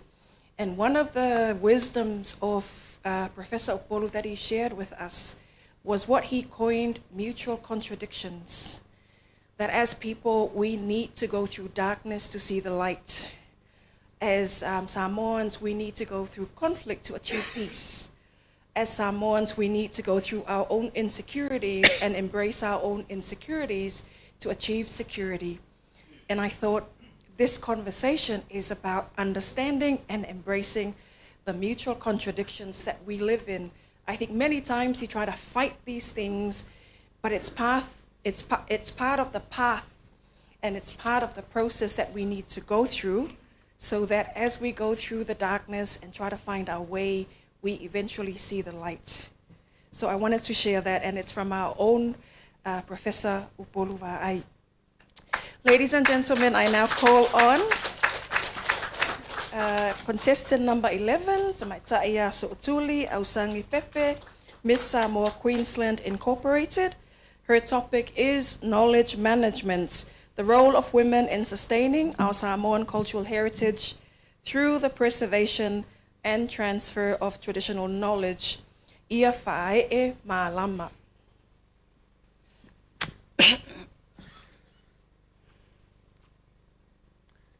It is an honor to be here and to speak about knowledge management and how Samoan women preserve, safeguard, and transfer their cultural heritage. As an introduction, I would like to quote a verse from Proverbs chapter 3, verses 5 and 6, which advises in the Lord and relying on his wisdom. Keep him in his sight in all you do. I turn to this scripture for guidance, and I deem the information I am sharing today is essential. The influence of religion in our culture identifies us as Samoans. We prioritize family over all else and act in a manner that reflects positively on the entire family. Generally, Samoan society is patriarchal, with women raising children and men as breadwinners and decision makers. However, the woman in public spheres is increasing, resulting in a shift in gender roles for migrant communities. Respect and obligation gauge diversity is a real threat that requires proactive measures. Relationship with elders, higher-ranking family members, and people in the kin group Samoans transmit stories, legends, and orally prior to European missionaries.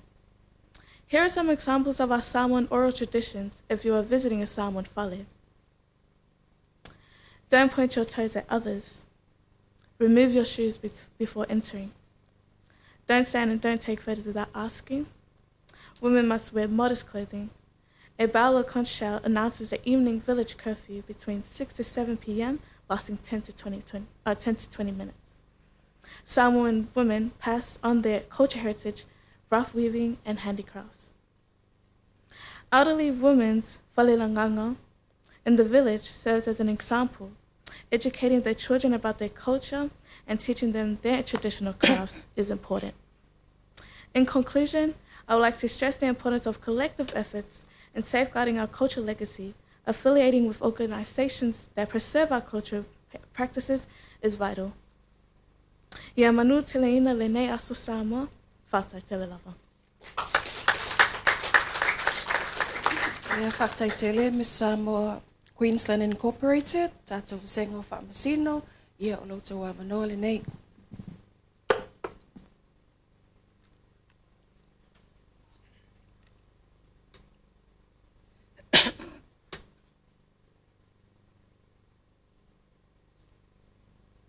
Malola whaftai mo la tāpenanga.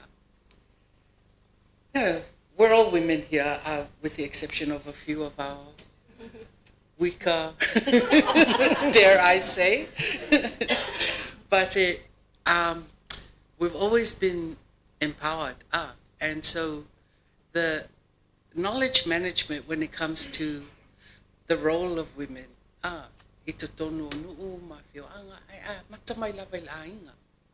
can you speak to that from your own personal experience? How you perceived the matriarchal influences ilowolanga. Thank you. I believe when we know the sense of our belonging starts within our own homes. These teachings and knowledge that are instilled in us is through our parents, and without knowing these of our culture and what we do within Samoa and our community, such as our crafts, our weavings, and what we do is not only do I learned these teachings from them, but it also helps me and shape me into the Samoan Tamaita I am today.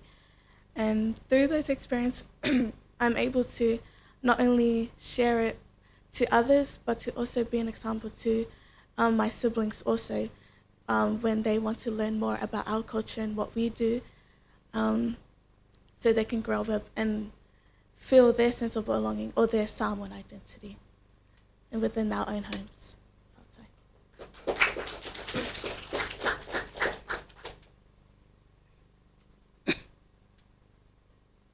Malo whaftaitele lava mo le fulasanga. I think this is one area we can all agree is a powerful aspect of the lives that we live every day, whether it be in our homes, in the office, the church, in our communities, local communities.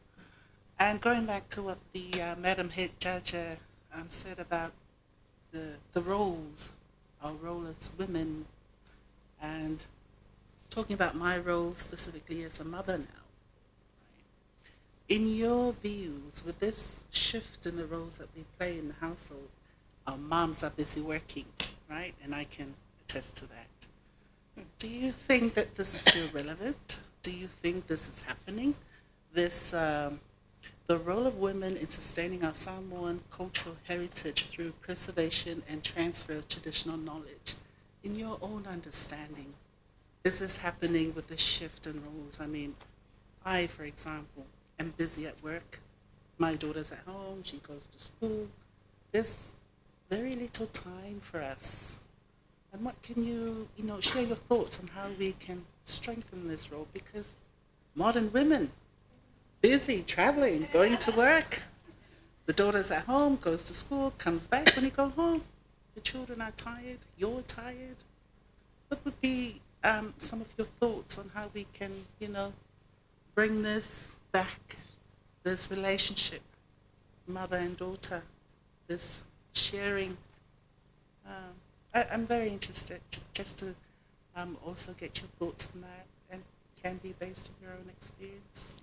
Thank you. First of all, I know that our moms are very hard workers.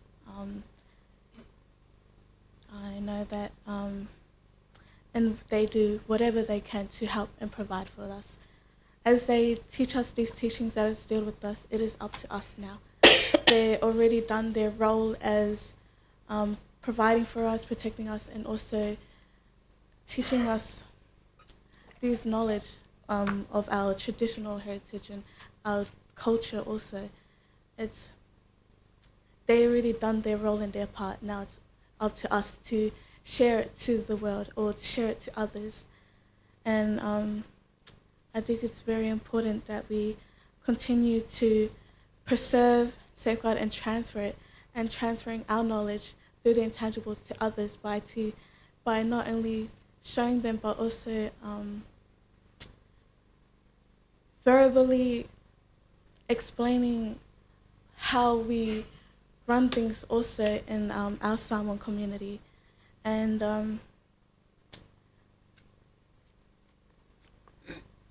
I just know that these teachings creates a foundation for all of us. And this is all thanks not just to ourselves, but the use of social media also helps encourage others to learn more about their identity and who they are as a being, as a Samoan to Maitai, or just a Samoan identity or a Samoan descent. Yes, Sotuli. I have to say, can we give Sotuli a big round of applause? Being the youngest, I believe you are the youngest contestant, right? As an 18-year-old standing up there, and I think you're very brave and have a lot of respect for you. Just as a follow-up question, and I'm so glad that Lale Sanoa touched on that, because, growing up, we were brought up in a generation where when we got home from school, there were people at home. Grandma was home, Grandpa was home, or Auntie was home taking care of us. Nowadays, everyone is so busy. Our parents both work, and we don't have time for each other, and I think we need to make more time. My question to you, just as a follow-up, I'm interested in learning a little bit more about you. What are some aspects of our Samoan culture, or some things that you've learned as a Tamaitai Samoa or what would be your favorite part of our culture that you can pass on to your future children?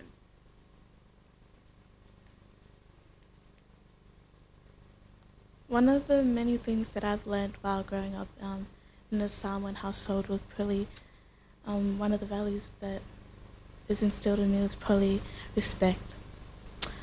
Respect shows so much, does so much to us and who we are. Respect, and within our households, how we, just the way we act, the way we talk, and how we represent ourselves as a Samoan Tamaitai. It just shows us how the elegance or the essence of our identity and how others sees us. As we, just within like how we present ourselves on what we wear, And also, it's just we can be an example for others. Or I wish I could dress more like that, or I wish I could, you know, be in a way where they want to be, like a role model. And I think those are one of the important values that has been instilled from me, especially from my mum. And that was probably the first value she taught me, respect. Fa'aloalo. Thank you. Thank you again, contestant number 11, Miss Samoa, Queensland Incorporated. Ladies and gentlemen, I now have the pleasure of calling onto the podium contestant number 12, Josephina Fa'atupufi Lemu Leale Tafea, Miss Samoa, USA.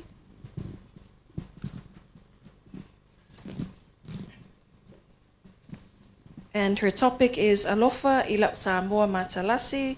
Matalasi is not just physical, it is cultural, it is spiritual, and it is about our people. E lea o se timo na tō a o le ua na fua mai manua. These past few weeks, we have gathered to celebrate and emphasize Alofa ila Samoa Matalasi, a phrase that resonates deeply with our Samoan identity, environment, and culture. It reflects how we as Samoans cherish and nurture our unique heritage and surroundings. This visit to Samoa, my first, has been a dream come true. I've always longed to experience the beauty of our motherland. And now that the opportunity has arrived, it has been such a sacred experience.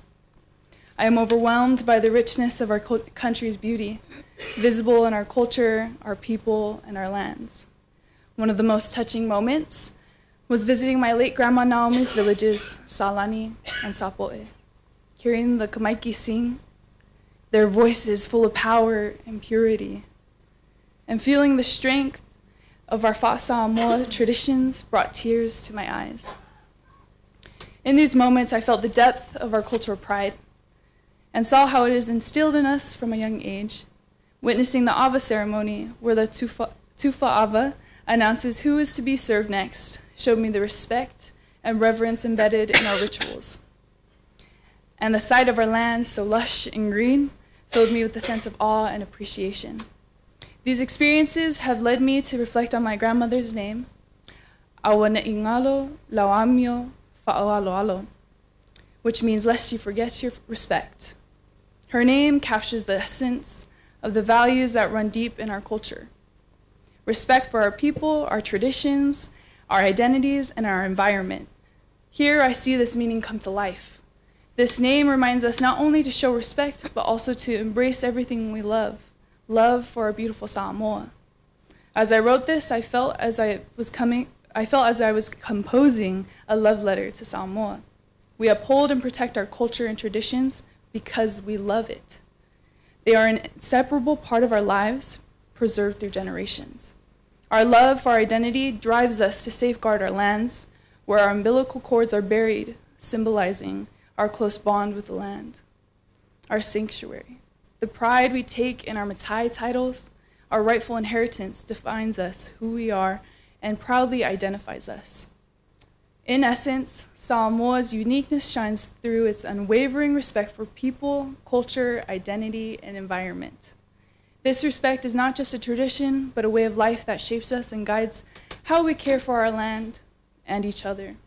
I am reminded of Tui Manua's farewell speech to his family in Samoa, Savai'i. E leo se timu nā tau, au le wanga nā fua mai manua. It is not rain which falls, but tears of love from Manua. My tears shed over these past weeks are a heartfelt expression for my love for Samoa. Samoa, you have nourished and soothed my soul. You have welcomed me, renewed me, strengthened me, my connection to my cultural identity. I promise to reciprocate the love you have so freely given me. Faftai talalava lau Samoa matalasi. Fa'ataitele, Miss Samoa, USA, for your presentation. Can I invite our panel of judges for your questions?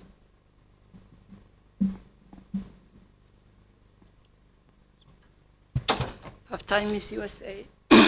Malfosanga Manino Matangofia, thank you for the presentation. We are in an era of so many changes, technology. My question is, what can we do as a community to ensure the sustainability, to maintain the beautiful of Matalasi Samoa? Well, the one way that we can sustain our beautiful Matalasi, our beautiful Samoa, is working together, right? We talked about transformational relationships, and part of sustaining that is the environment department and the tourism department. As they work together hand in hand, we can preserve what we do have, because we do need revenue to keep our country going, but we also need to protect it. Faftai.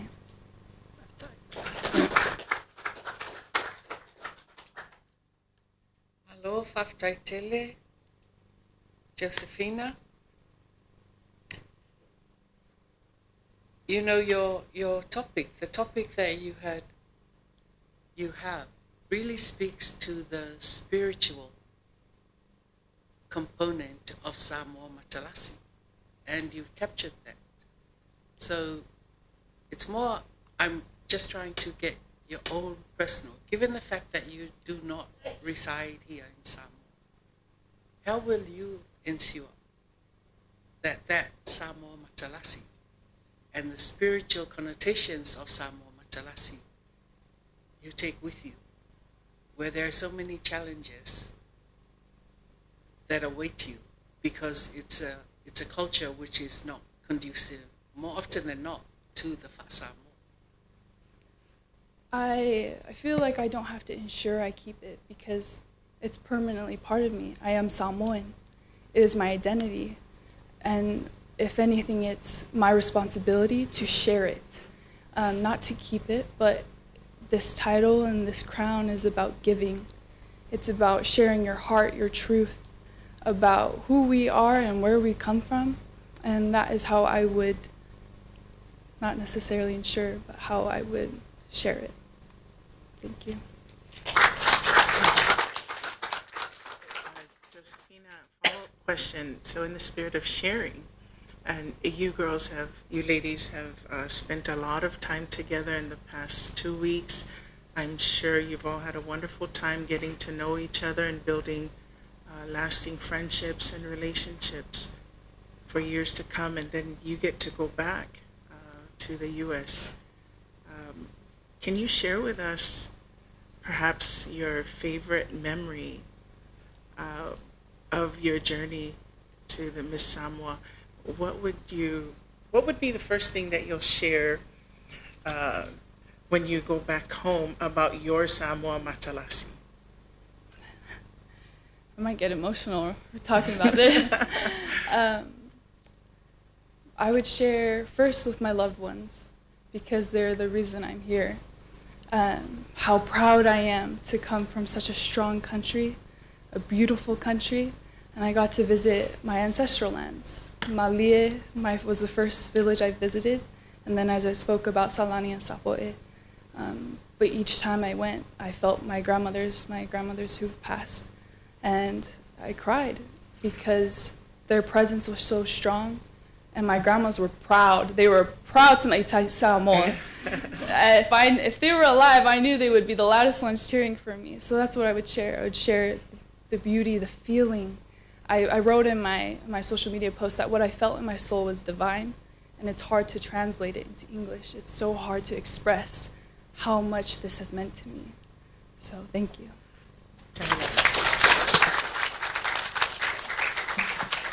Thank you again, contestant number 12. I now call on contestant number 3, Tamaitai Lydia Lealona Monanu, Miss Hidden Threader, for her presentation. Her topic is Women in Sports and Development, Empowering Women and Girls Through Sports for Sustainable Development. Awa e au le ina ilau Tamaitai.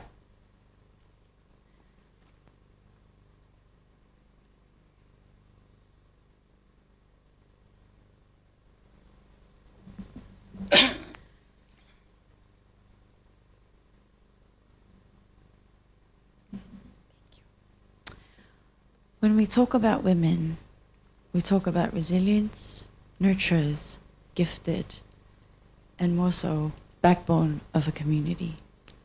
And sports is a vessel where we showcase the talents and the gifts, but also an avenue that showcases the talents, the gifts, builds a character, and lastly, exercise our faith. So what can sports do for women, and why is it important? Number one, as mentioned, talent is a gift from God. To me, if something is God-given, it means it was ordained. It was only meant for you, uniquely for you. Many times, people may not have lived their calling, and it's not because of a lack of potential, but it's because of lack of opportunities. But what are the outcomes if presented with an opportunity? Growing up in Samoa, we all know we are very involved in sports. We will go cheer and support the manu and go the tour. It is why I believe we need to advocate for women in sports, not only by providing more opportunities, but also incorporating more sports that women can resonate with. Only through this can potential be shown, and when shown, it will showcase the talents that we will see, and they will also excel and make it a dependable career path for them. Second, building character. Sports have a way of building character for an individual. It is why I encourage the active participation of Samoan women. And importantly, it is proven to forge mental resilience. Because as we know, life is not always sunshine and rainbows. But how you handle adversity is a testament of your character and resilience. Sports builds a person's character through hard work, discipline, and perseverance. Character in a woman's sport is not so much on losing and winning. It is about resilience, integrity, and courage to break barriers. It's the strength to push adversity and the courage to inspire others and the grace to inspire others along the way. And lastly, exercising your faith. For most women, participating in sports is a step out of their comfort zone, just like we are. But they cling on to Philippians 4:13. I can do all things through Christ who strengthens me. These are the heart of our Christian values. Women should view sports a way to exercise and growing in their faith as well.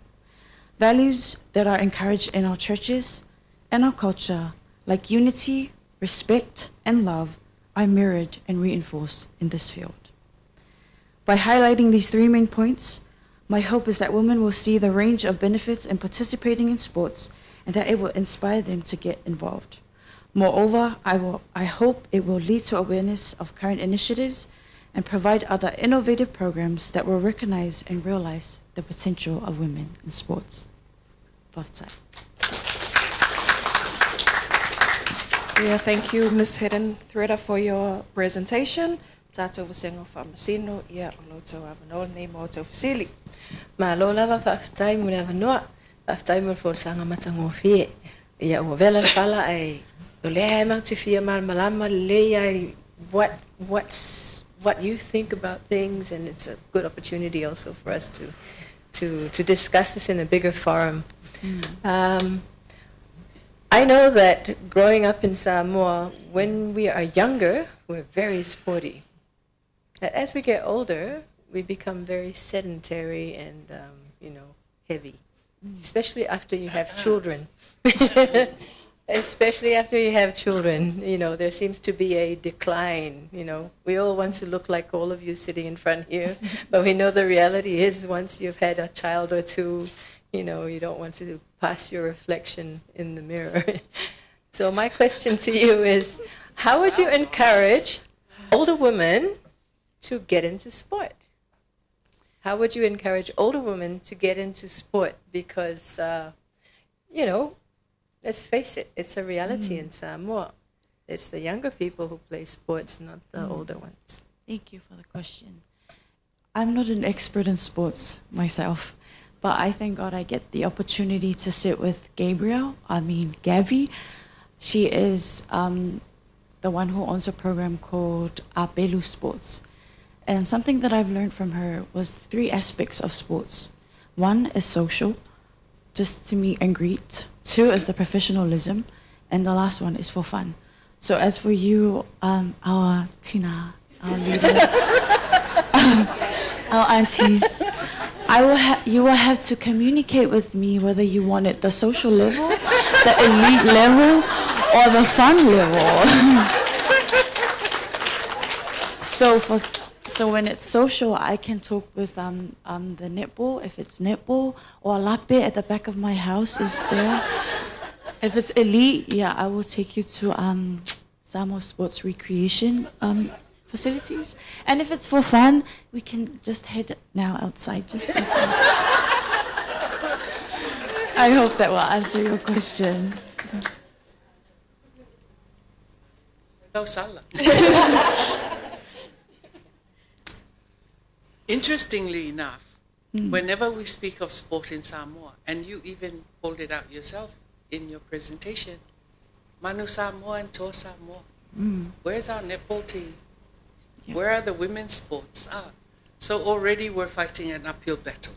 Ito tonu al tātou watinu, especially in elevating the status of tātou tamaitai matina I tālonga.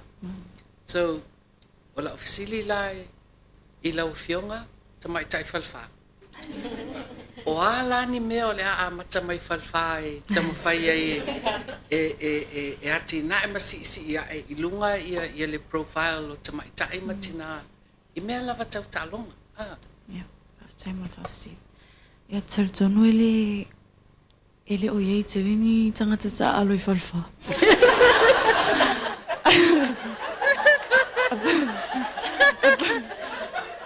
E Paula mea se o anko le CEO ngi le Samoa Sports and Recreation. I think that's the best thing. I will have to, because I can't create one my own. We will have to sit with existing programs, existing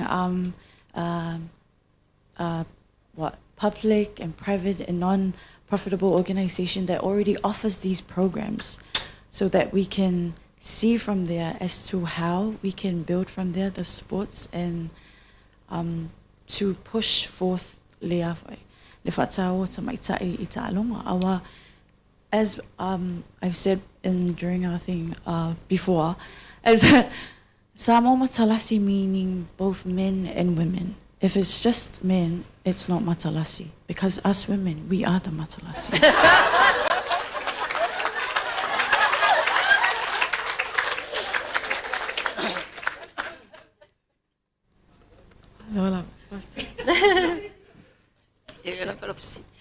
Whaptai mo le wholasanga.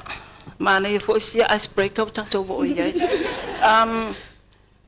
O le tēnei o le attention pensau no ave meon o men's sport. Na kapi o le liki mea whapena. In my line of work, I have interviewed women in sports. And then 2 years later, they just disappear. All of a sudden, they drop out. And then a few years, then they're starting to start again. Now, my facility la family mole. Wale la facility aku I le vaenga au matutua. Ya la facility la le la ya tātou ia la iti. How would you go about encouraging and convincing them to langa le mete whapamautu le interest I le tālonga? Because a popular ne le luatausanga, then all of a sudden they're out of the limelight. But o tangata ne mana o mia. O facility na family mole. I believe the Samoa Sports and Recreation Ministry has a role to play there. They need to ensure and establish programs that accommodates these interests, so that it can, enhance and advance these interests. Because too many interested, too many potential, but is the resources there to accommodate it?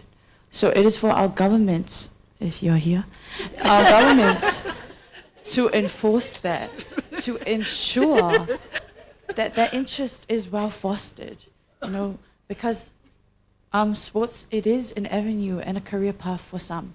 That's why many are not so much, we have it in New Zealand, our other Samoans popular is in New Zealand and Australia, but we need a locally produced one, in which Diane is a locally produced tour Samoa now in the tour club tamaitai that is now there. But that was my talk with Gabby. It's just that the people are not emphasizing it enough, not putting value on it enough. So please, government of Samoa, please emphasize us. You are not Matalasi without us. Whaptaitele, Miss Helen Freda. Category of Tato Tauwanga, Tosa Folk. So thank you again, contestant number 13. Ladies and gentlemen, I now call on contestant number 14, Precious Miriama Tusenga, Miss Samoa, New Zealand, to the podium for her presentation. Her topic is on our common future, and this is referencing the CHOGM meeting that Samoa will be hosting. And so the focus of her presentation is on the Commonwealth Heads of Government meeting and the prospects for Samoa's future captured. A longo tai ua longo uta.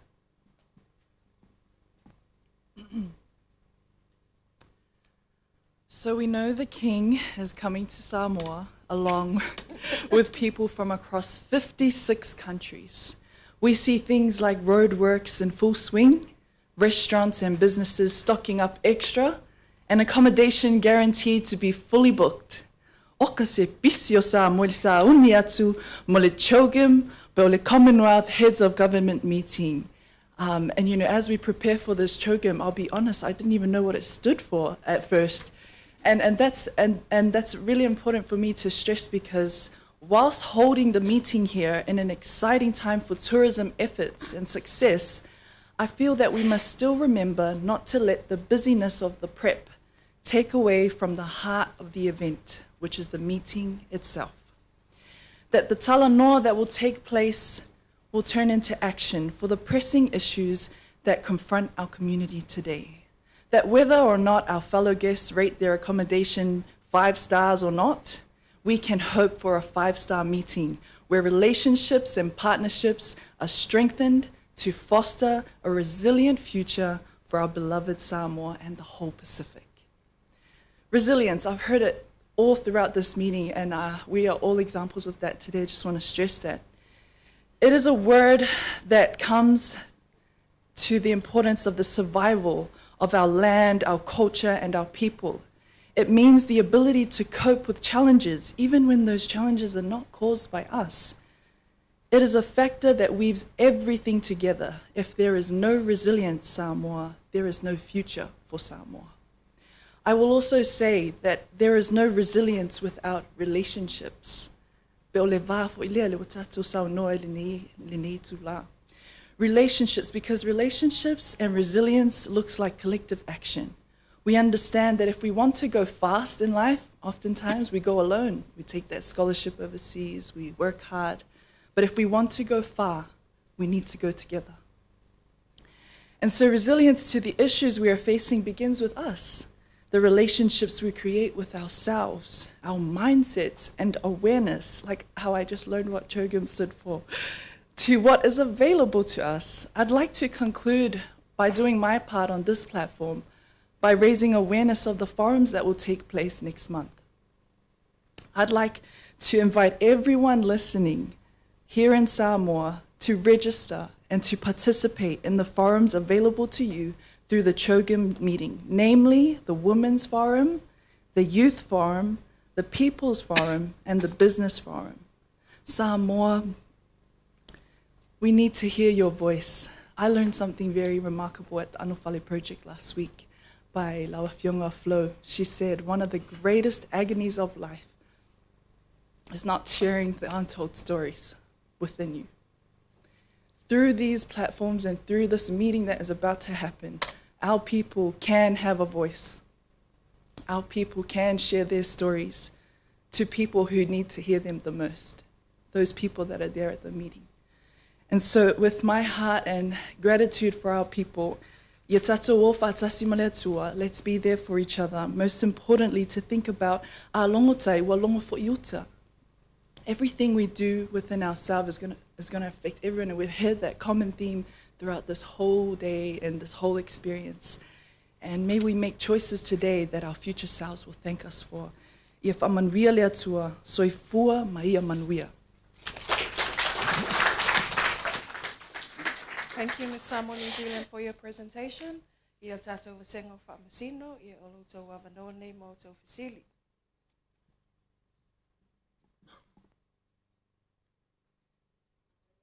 Malo lava whawhitai. That was excellently delivered. And I think everyone in this room who is going to be here for Chogam is approaching it with dread and excitement.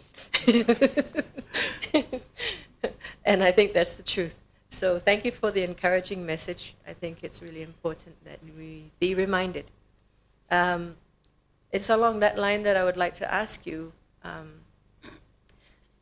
We're all putting out the red carpet. We're all painting our tires. We're all putting up our flags. And every village is competing with the next to be the best. But I would like to, I know this is probably just rhetorical, but when the king returns, what do you think Chogam will have given Samoa? What do you think Chogam, as the meeting and as the event, will have given us, the host country? What do you think Chogam will have given us in Samoa? Thank you. As we know, the Pacific in view of the world is very small. And when we have these meetings in other places in the world, the numbers that we go in are small too. And so, unfortunately, no matter how powerful our message is, our numbers are still small, and that counts. Having this meeting in Samoa is a huge advantage for our Pacific. We're here in numbers. We have everyone we need here with the right information, research, voices, and power to be at this meeting. And we are just next door neighbors, a way of telling our neighbors what's going on. We don't need technology because they're right here in our home, in our land. We're most comfortable here and we're most powerful here. And so I think that's what Chogam will bring our people when we have these meetings. There's going to be something special about it because it's on our land with our people. Baftai.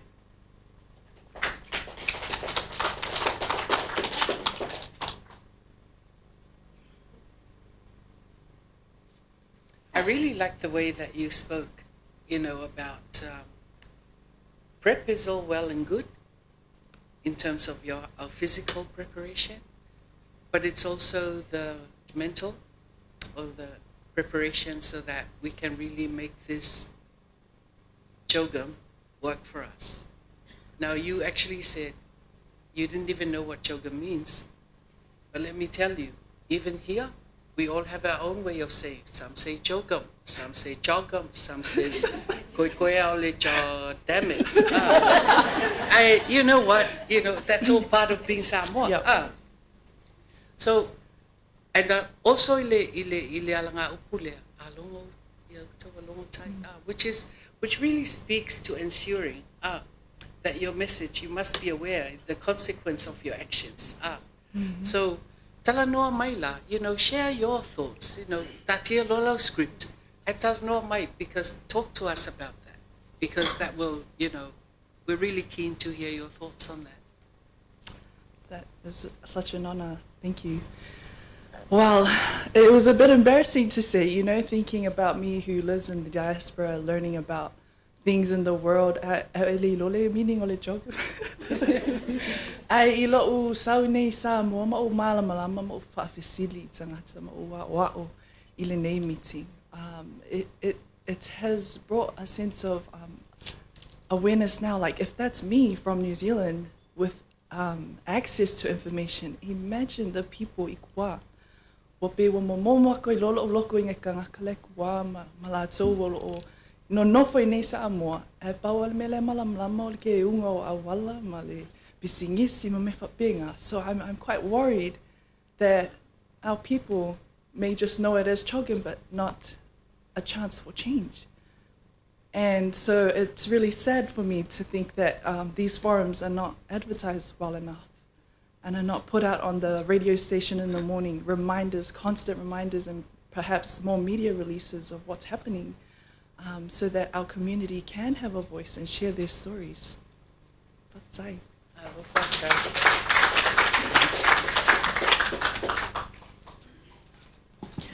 Whaftaitele, Miss Samoa, New Zealand, for your presentation.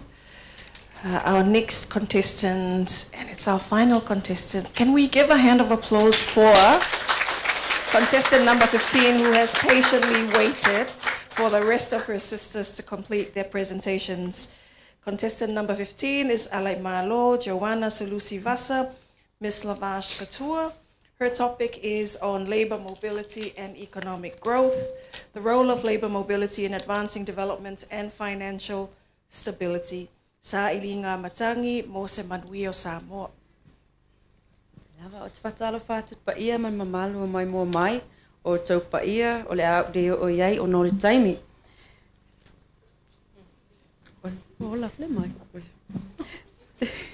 This topic resonates with me. Sa ono nao tenga lue fause fale e no foi na o mātua ma wha o ngā o te Samoa. I worked factory night shift in New Zealand. Even when my dad was sick in Samoa, sadly he died while I was working overseas. I reflected on the sacrifices we make for our financial well-being and economic growth. Last week, I thought also about the families of the men from my region, from Sili, who died in a car accident in Auckland. Ua maliliu mai yala, o nole nau nau e sa ili matangi. Awa, se manuia mo latou ainga.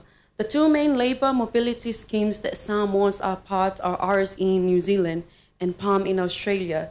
I agree that labor mobility is great for our economy and financial stability, but what is the cost to the individual, to the child growing up without a parent, the life without a husband, the mother who weeps as she watches her beloved son's body in a vehicle accident far from home? And think of the village without the malosi o le nuu. My challenge and solutions are the same. Toiti matale upenga. Look beyond the economic measures and mafau totoa e isi a fianga i o tātou tangata. E tatau o na whaititi ale nu mera o tangata malanga atu. I think back to my last call to my dad. If only I had worked locally to be by his side on his final days. We need to build our own capacity here, support local businesses, and work towards a future where we have the freedom and confidence to be educated and trained here and create and find work that is meaningful, rewarding, and allows us to be with our loved ones. Because our wealth isn't just in our economy, it's also in our natural environment, culture, ngangana, sa'olotonga, ai maise o le mafutanga maainga, whaafutai lava.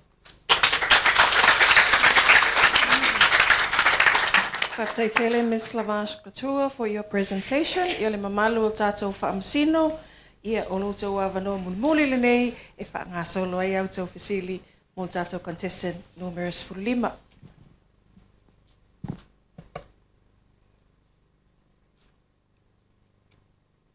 Lo whaftai mo lau tā penanga. O te ioe ma o a mene I lau saunoanga a toa lava I tūlanga umana. So here's an opportunity. Whapea lewa lua wheloa I maltamai tai palemia. A lea lawa saunoa mai palemia. Saunoa mai lava oi le mea mua e tatau ona whailo el taimi nei. E fo ia e whawhitau li e pe ona e saunoa iai. You're meeting with the Prime Minister and she's now given you the best opportunity and she's saying to you, tell me what I should do now so that we can address the issues that you have articulated in your presentation. What will you say? Whaftai lava mo whaafsili. Ia pele na whaile mato inu ngā tipo le breakfast talamai nei, lata mai. Ia olo whisili mua al palmia. Ile whamatala inono na story na matai le luas fulo no tausanga. Ia o te iloa, whamai palmia o le ola tautua. Ia o le tautua whalena o te iloa o le ia i tātou. Ia tautua ia na ia mawhai awasele leo lumana I o tātou tangata. Mai se o tātou tupulanga talavou. Ia ola whisili la peona e saunoa mai I le palemia. O le ase fo ia I le whaafita uli nei.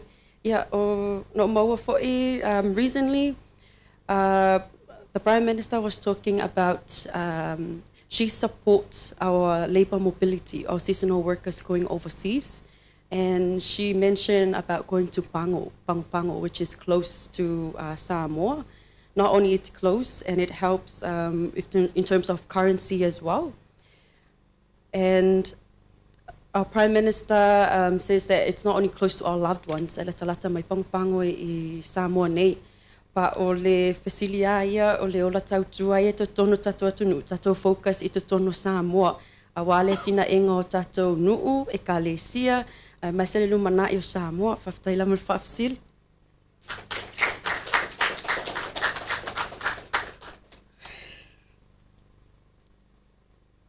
Pawai atu ai pe watau iwa mai e almato.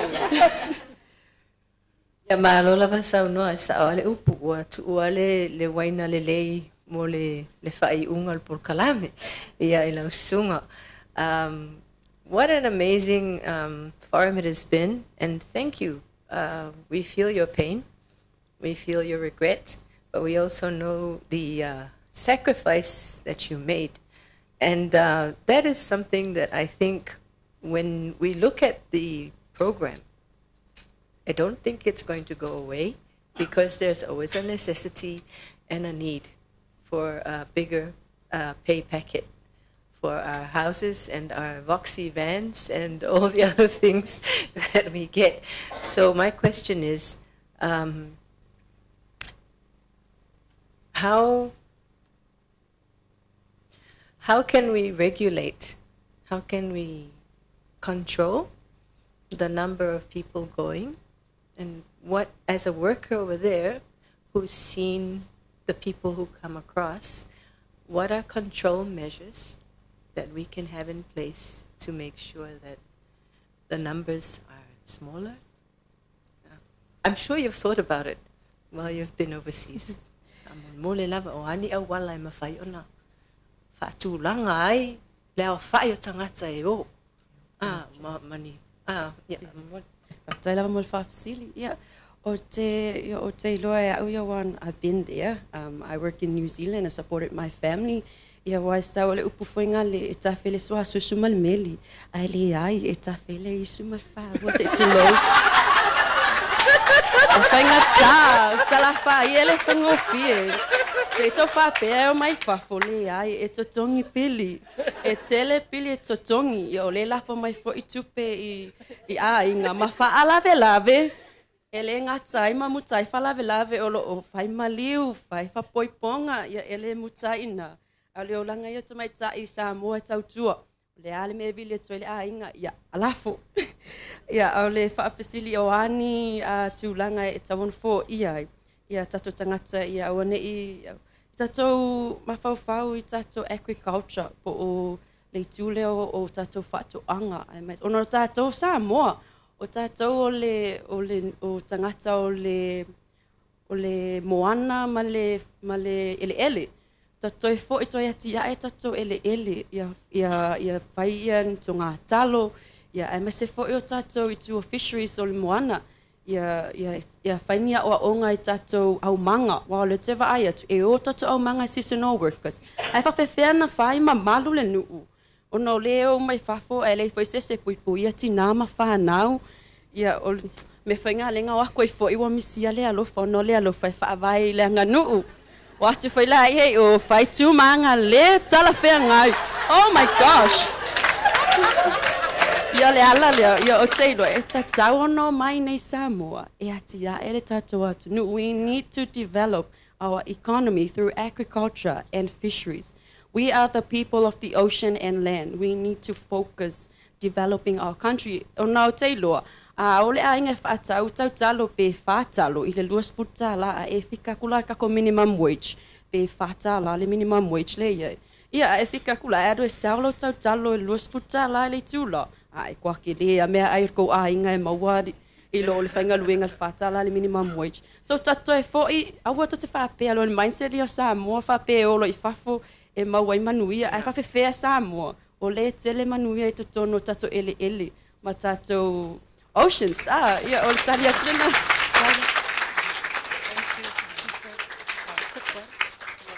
Ai oe ala I malo. O lea e awanoa lo ia le tautu malo e te sawa e te alu palo tale o Ia lau saune tua ia. Malo whaptai. E se pati Whaftai lava alai malo. I have to say that was a very powerful presentation, and it was kind of difficult to craft a question for you because you've covered all bases. I do want to share that I'm well aware of the guest worker program in American Samoa, which allows people from Samoa to come over to work for the canneries to support the families here in Samoa. And just a couple of years ago, Vaitemio Wasofia, right around Christmas, there was a tragedy that occurred at Starkist where a drunk driver ran into the factory entrance and killed 4 people, 4 employees. And I believe 3 of them were guest workers from Samoa. And so that's why your story kind of hits me because, you know, of your personal experience. And I'm not going to ask you about Leaonga, and, you know, and I want you to know that your sacrifice is not in vain. Malo lava whaftai. And we recognize le tāua to go out isa ili manuia mo tātou ainga. And just to get you to share some more, because you're the last of the contestants and we're really enjoying you being here. Aulasa oe fautuanga, because of your powerful story and experience.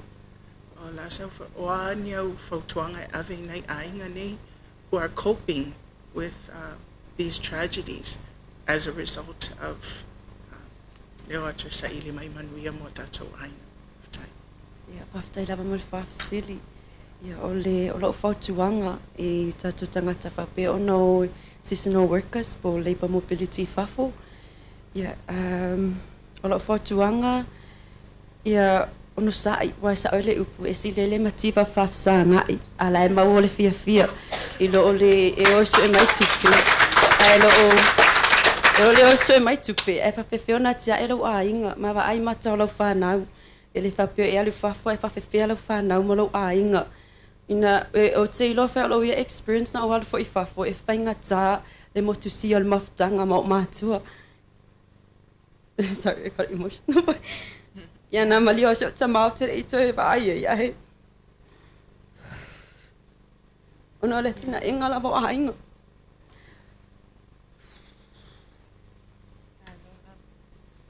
Sorry. Thank you. Okay. Ia o lau whatuanga, ia tia e lau a inga ma lau whanau. Ma ia e tatou mawhauwhau e tele le oa i totono Samoa. Ia e le tatou mawhauwhau. Samoa is full of wealth. It's in our oceans, it's in our ele'eles, it's in our lands. O tātou le lumanai o Samoa, tātou mawhauwhau whaise e whataita inga le lei tātou whanau le lumanai i le tua le agriculture. Toi fo'i toi whai tātou maumanga mwhatuanga, a le ngata nao le tua whai ngā whaiva. Ia whainia o a onga le lei i tātou tupulanga talavou le lumanai manui al whanau. Ia whai tātou mawhataita inga. Ia a matatu fo'i le aso, ia masalo e malo le a walo e whai lau whatuanga ma. Wawalo whai la ia whai sau whai ngā whaiva. Ia te manao ia mai mana ia uso ia whai e pu e mako i ama. O nalo tele lava i ai le sami man moana sau. Ia. O te iloa ia o se tasi le o whautuanga mo lumanai o tātou tupulanga talavou. Ia toi ti mata le upenga ma ia whinau mo lumanai puno wa ia tātou tangata. Whaftai lava.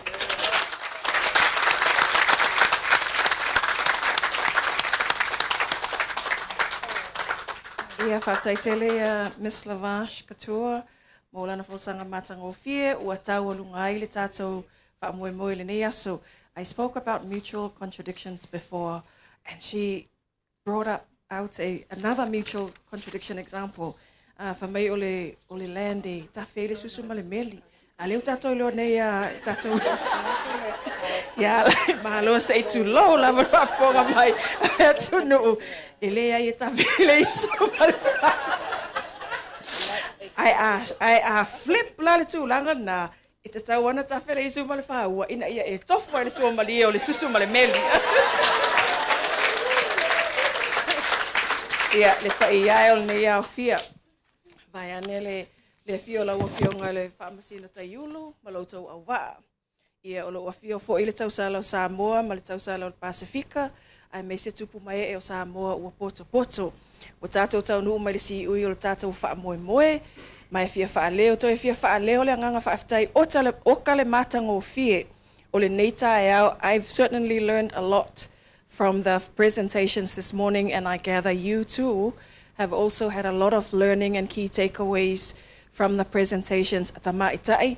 Po o le li o le la le le e pio na whaingoa i o tau o Tamaitai pa le mia i le asun whai tatou breakfast. So whaamalo, whaaftai tā pena, whaaftai tō loto te tele. Sometimes I look at you and I'm thinking, oh my gosh, when I was that age, I could not do what you have done.